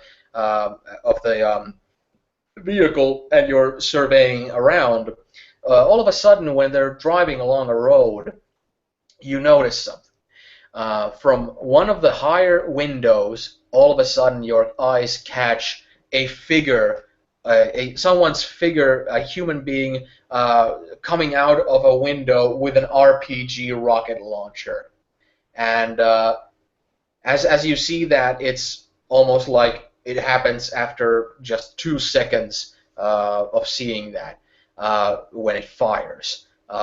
You see the a person with the RPG, actually grenade launcher, if I remember correctly. But anyway, just firing it off, just, and you see the rocket fly through the air, and it for bless you. For some reason, it doesn't hit the truck that's transporting all these goods. Instead, it looks like it was clearly aimed at and clearly strikes the back tire of that police transport vehicle, that tank, that APC. Just hits one of its back tires, flipping it to its side on the road, and leaving this hole, this kind of basketball-sized hole on the side of the tank itself, with the 12 police officers inside, and immediately the truck that's holding all the goods speeds off in kind of like a panic. Well, not panic, not like it's uncontrolled, but it just speeds off. Actually, I'd like to do something in reaction to that. If he can see where he's aiming at, he's going to immediately fly up to that armored vehicle, and he shall make it insubstantial, making the officers fall out of it, and the vehicle will be the one that'll be struck, and no one will be hurt. Are you sure if you go and make it insubstantial and the people drop out, that there's enough space where if you, in that time, already turn it back into substantial, that the police are not going to be like half in this insubstantial thing, like, oh, and then when it turns back, it's like their arm is still in it, in the time that it takes to turn it back substantial so that the rocket would hit the tank itself? Because if you will try that, I will make you roll with a very high difficulty. On that point, that might not actually really be worth it, because it does seem because that is a short period of time that we're talking about. So instead, what he's going to do is he's going to immediately let's see here. Okay, does he have contact with the police there? Sure, yeah, sure. All right, well, in that case, he's just going to be more proactive, and he's just going to like inform them immediately. Like he's just going to like chime in to the carrier behind him, and with like a slight hurriedness and panic, he immediately chimes into the police station frequency codes. Get your asses out of there at once! You got a rocket on you! Hurry! Okay. Because of even though there was such little time, they do have time. There's somebody with lightning fast reactions, on the opposite end, where immediately when you say that, when the rocket launcher is just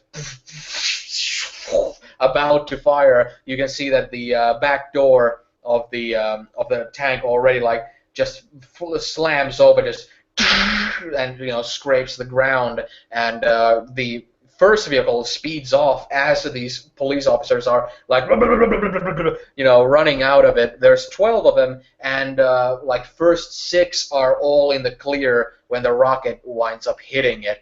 And when the rocket hits it and it flips to its side, a lot of the police officers that are inside are still protected by the armor, and they're just mostly like flung out of it, and thereby harming themselves, but they're not like losing their limbs or just exploding to bits or anything. But basically it's like this chaotic little situation where when the tank rolls to its side with the hole on it, it's all at the same time kind of tosses a spray of 6 police officers just kind of to the side. Some of them might dislocate their shoulder or something like that when they land, in the kind of worst case scenario, or actually the worst case scenario, something worse like their back or neck or something. But still, it's at least 6 got out scot-free from inside. This is Geist of Forge. I've engaged an enemy. Over and out. And as soon as that explosion happened, you hear from the window, you hear this distorted mechanical voice that I can't really imitate or anything, but just imagine kind of the same sort of distortion as in the I am Iron Man kind of thing, as this very like low mechanic voice from the window. The person holding the RPG says, "Flay them, flay the bones of the flesh," and immediately the two buildings, one of which had the rocket launcher person in the top floor, and the opposite building, their doors just like burst open, and two groups of a gang that's familiar to you because you've hung out in this city for the past 5 years, as the Necropolice swarm out. This gang of these kind of death-worshipping freaks who have a fetish of killing police officers. They themselves are wearing police gear that have like these skeleton, kind of drawings on them, kind of like those Mexican skeletons carnival suits. They have like those kind of like the bones on their, black, motorcycle police officers, coats and uniforms and stuff, and they just kind of almost like some sort of hypnotized thralls, burst out of the doors, and they don't even seem to be holding, weapons or anything like that in their arms, except for some of them have like Bowie knives and stuff, and they're immediately about to descend on the police that are outside on the street there to attack them. And as that happens, we see Geist sitting down in that rather protective carrier where all the equipment is at, all the sensitive equipment. And right when he sees these Necropolice get down there, he kind of mutters out to himself, "Necropolice. Should have figured. Anytime the pigs are around, they're always here to try to mop up the swine. Well, let's introduce them to their new fetish of death, shall we?" And just as he does, he gets out like an iPod equivalent and just starts putting these two earbuds underneath of his cowl into his ear. And then you see him turning onto a miscellaneous station, and music begins to kind of emanate through there. And then while as the vehicle merges, he stays stationary. As the vehicle moves, we see his body still floating there as if he is still positioned, sitting down. As it moves away, being insubstantial and flying, he then turns, straightening his body, and then floats towards the Necropolice. All right. Of course, the only radio station that's available in this town is the MCN radio station. And right now, fitting the situation, let's say that there's currently Chris Barnes is screaming his head off on a 6 Feet Under track there, like "Murder in the basement," as you're going there kicking some ass. So what exactly are you planning to go and do to the Necropolice? As you see the supply truck speed off and look like it's about to go to its destination in peace, as the Necropolice were only after the opportunity to kill cops rather than that hardware. Right. What's going to happen is he's going to move immediately towards them. He's going to remain insubstantial, and he's going to be passing through other police officers, right through their vehicles, and he's sitting right to them with a very fast pace as he flies towards them. And as soon as he gets to the first one, he's going to grab him, and he's going to make him insubstantial. And using his powers, he's going to merge him with the ground all the way down to his waist. And he's going to do that with each one. In this flurry of silent, no talking, no nothing, no quick comebacks, just slightly bobbing his head to the beat as he I'm gonna get to you, pigs. Okay. As you were getting into the combat of it, the cops have also started to defend themselves, and having shotguns with live ammunition. It's like they immediately, especially the first 6 that are on their feet, with the rest of the 6 just kind of like coming from the days from the ground. It's like they immediately just start to just fire their shotguns, and you do see that at least one of the cops is getting their head completely decapitated there by a swarm of these necropolice thralls that just descend like vultures on one of their bodies that was just on the ground, like looking like they had dislocated their hip or something like that, in the blast, just coming in with a Bowie knife, just sawing its like throat open and getting the head off. They have complete like tunnel vision where they don't like they're all like cutting somebody while getting shotgun blasts into the back kind of thing. And Geist will appear behind them while this carnage is happening. These guys, yeah, as he's trying to saw this dude's head off. He's going to grab him by the back of his head and grab another dude by the back of his head, make them insubstantial, and then merge their heads together. And he just lifts his arms apart. As his hands lift off of them, their heads are now merged together. And this increase of matter creates an explosion that causes the heads to go splurtling outwards as their bodies congeal and just undulate as these clitoral verbal nonsense utters out what could be the merging of their own mouths, the last thoughts, their own heads merging together as they collapse down to the ground, and a slight pad with the hands of Geist as he moves on to the next guy right in front of him, no, then grabbing his Bowie knife and stuff, and then phasing it through his head. His eyes go crossways as he doesn't know what's going to happen. Releasing his hand once more, it's in his head, and then Geist grabs it, and he falls to the ground. Your familiar finishing move, but yeah, as this carnage is just happening, after a little while, the police are just like stopping the gunfire and just going and helping the rest of their squad mates that are on the ground while you're engaging in this carnage. The one thing that I will say, however, is that the necropolice aren't making any any noises.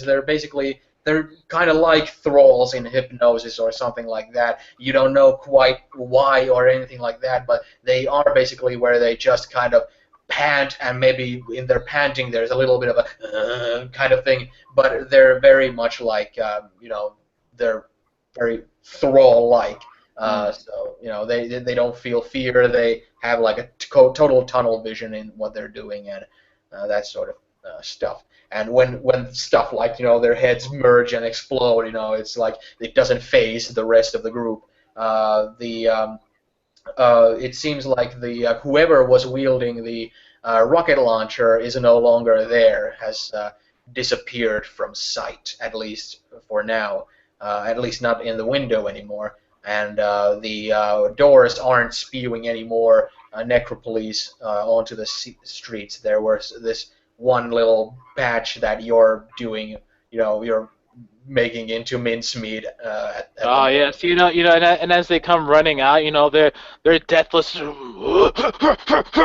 slashing at me with the very slight grunts that they make. They're trying to slice at me, but I am just a phantom. I am just a ghost in the night. As the knives, the blades, they pass through my visage as if nothing is there, into the horror of the police as they watch, because the necropolice don't give a damn. He just grabs him by the head and then merges him down into the concrete. They are going to be buried 6 feet under as he plunges them, each one down into the ground, and their bodies just disappear. Cleanup is always easy when Geist is on the scene. The police are kind of looking at you with this, since they are in their riot gear, they have ski masks on, so there's like the eye holes, but the eyes are like completely like big, like ooh, like they don't know what to think, seeing you do this, and they're kind of looking at one another and going, has Captain Phantom turned rogue? I turn to them, and there's no emotion there. And as I float towards them, and I say, Captain Phantom is dead. He's been dead for a long time. I am Geist. That sounds And like perhaps he excellent, but says that as like one last necropolice just comes charging in its final thrall of death glory. Maybe he might take out a pig, he thinks to himself, as he comes running, and then Geist turns around and then phases him out and then merges, and he goes down too. He flies down into the ground as that necropolice just continues to try to slash, but he is slashing at nothing as he merges him into the ground, and then only Geist rising back up with his arms folded as he looks upon them, still vigilant, looking around. and Just the, got the cops kind of look at you stunned, and then all of a sudden they get radio signal like on the radio, like the package has been delivered. Where is the security personnel? And they're gonna like all fine. A Geist saved our skins. Roger. And the police kind of look at you with they kind of lower their kind of posture there, and they're kind of look more relaxed, and they're like, and they kind of look at one another, and one of them steps forward and offers his hand for you to shake. He kind of looks down at it and extends his hand out with a shake as well, but it is a very brief shake as he looks up at that building where the rocket launcher was fired from, or I should say the rocket, and with that he phases right through the guy as he flies through him up, and he just kind of turns around. As you were, gentlemen, I have work to do. And he just flies into that building because he wants to see if there's any lingering remains of filth to be dealt with. No, actually, when you go in, you see the rocket launcher has been left there with a couple of rockets still on the ground, just for misfires in case those happen. But when you search around, it's basically an apartment building where in this apartment, when you search around, you see that there's on a double bed, there's a person that's been completely it's a corpse. It's a corpse of a young man wearing like a shirt, nice shirt and nice pants and stuff, neat. But his head has been completely, like, you can see from the trauma that it's been grabbed by hands that have squeezed in his head, and there's like finger marks and stuff that has completely like just squished his head. And that's interesting because he's going to take note of this as in his former life was a police officer himself, and he begins to take out a notepad and begins to make small notations about this, noting the condition of the body and stuff. And it's a very grim scene as he floats around insubstantial, getting this 360-degree view without disturbing none of the evidence in question. As he moves around, he looks at all this awful grimace that at this point no longer phases him, again with no emotion being displayed upon that cowl. And as he does, he kind of puts his hand underneath there, stroking his chin. Strong hands must have done this. Could be possibly metahuman in origin. Could be drugs. Souped up. When you survey the room, you notice that on the opposite side of the window where the rocket launcher was, there's a window that leads to basically the inner yard of this apartment building complex place, and you can see that the window has been like lifted up, and when you look down, you can see that on the grass and below there's deep footprints where the footprints point outward from the house, so that most likely someone who fired the rocket launcher jumped out of this window to the ground and landed on their feet and continued walking. He's going to fly down that way and start following the path. Okay. As far as he can go with it. Yeah, there's only the first deep footprints from the fall, and then there's just a couple of footprints from the mud from sinking that much into the grassy soil. But after a while, they don't lead far. They look like the footprints of basically police boots. Like a motorcycle police officer's boots. Those like a high leather boots. Mhm.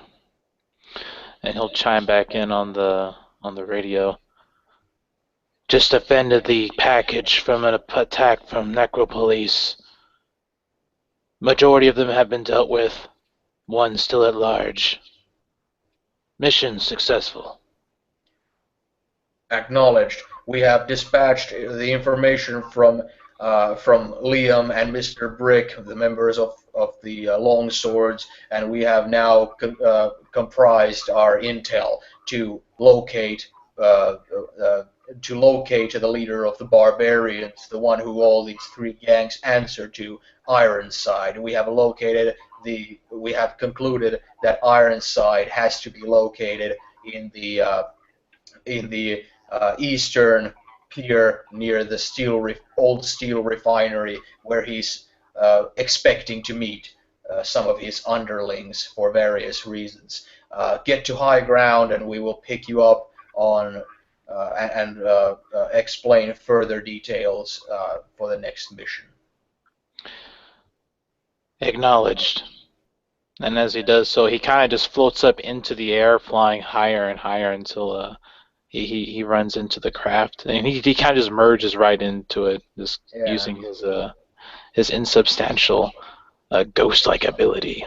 Yeah, when you see the craft coming, it's kind of like a helicopter. It's kind of like the helicopters from Vietnam, where the sides are completely like open, and they can take a lot of people inside. But without, it doesn't have the propellers or anything. Instead, it has like these jet engines. It's kind of like those helicopter equivalents in Command and Conquer, but it's completely black, and you know that it goes by the name of Black Cat, because when black cats come to people's to the middle of their roads, it's ill fate that they are going to be reaping in the future.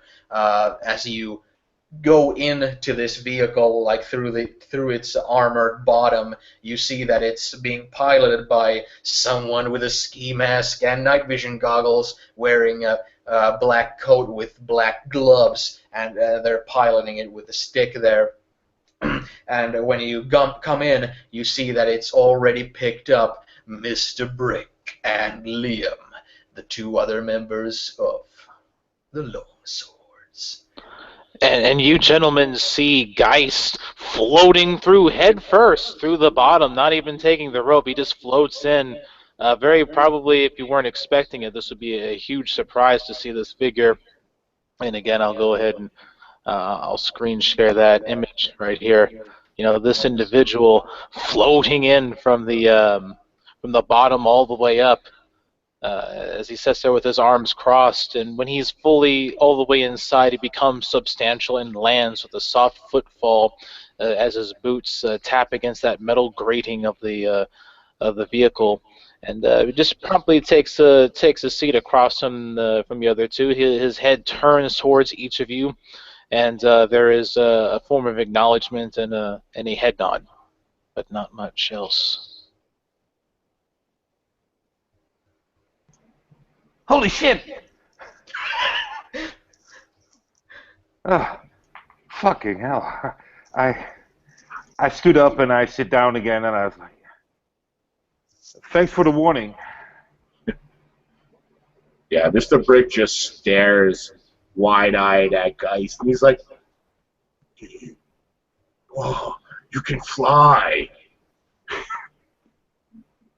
He kind of reaches out his hand. I'm Mr. Brick. You know, he turns his head sharply towards you and looks down upon your hand and extends out his palm, which is much smaller by comparison towards yours, of course, and you know, tries his best to match a handshake with you. It's nice to meet you, Mr. Geist.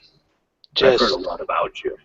Just call me Geist. That is more than adequate. Okay, Mr. Geist.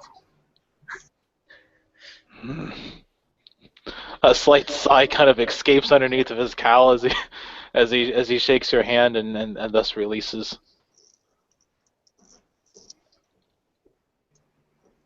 That Mr. Brink just keeps like looking from Geist to Liam, and he looks to Geist. He looks back at Liam. Liam is sitting in this is a pretty big helicopter kind of thing, right? Yeah. It has to be. Yeah. So Liam is sitting in a very comfortable kind of leather-bound chair, and is just sitting there. And now that everything seems to be in order, he's just sitting there relaxed. Yeah. Okay. While the craft is flying through the air, just and with its crew inside, the radio happens to be on, and it's again the announcement comes that it's MCN Radio, the only station in town, and it's the same DJ comes in that was at the beginning of the session is coming in. Everybody, it's the Dead City Radio Man here. So there have been multiple reports of sightings of superheroes in Midnight City. Well, it seems if narcissism can thrive even in Midnight City, there's a hope.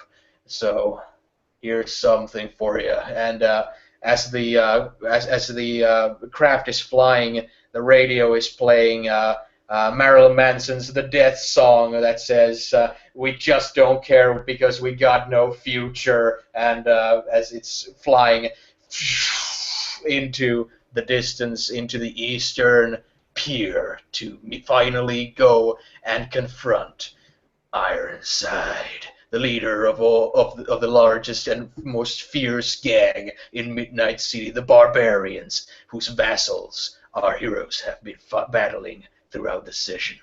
So, next time, same back channel stuff. Did you guys hear? There are other superheroes out there fighting like us.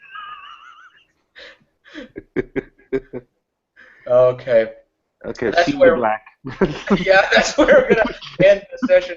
I forgot to mention in the beginning of this video, so I'm going to emphasize now. Go to the description box, and there's a link to our open Facebook group where you can join, and there's going to be updates like the character pictures. We were supposed to have character picture overlays, but for some reason it didn't really work. So we're going to post pictures there. We're going to post pictures of NPCs, and when stuff like songs get mentioned or something, we're going to post it there. Maps, all this kind of stuff. So go and check it out. If you have questions, you can ask us. Yeah, definitely.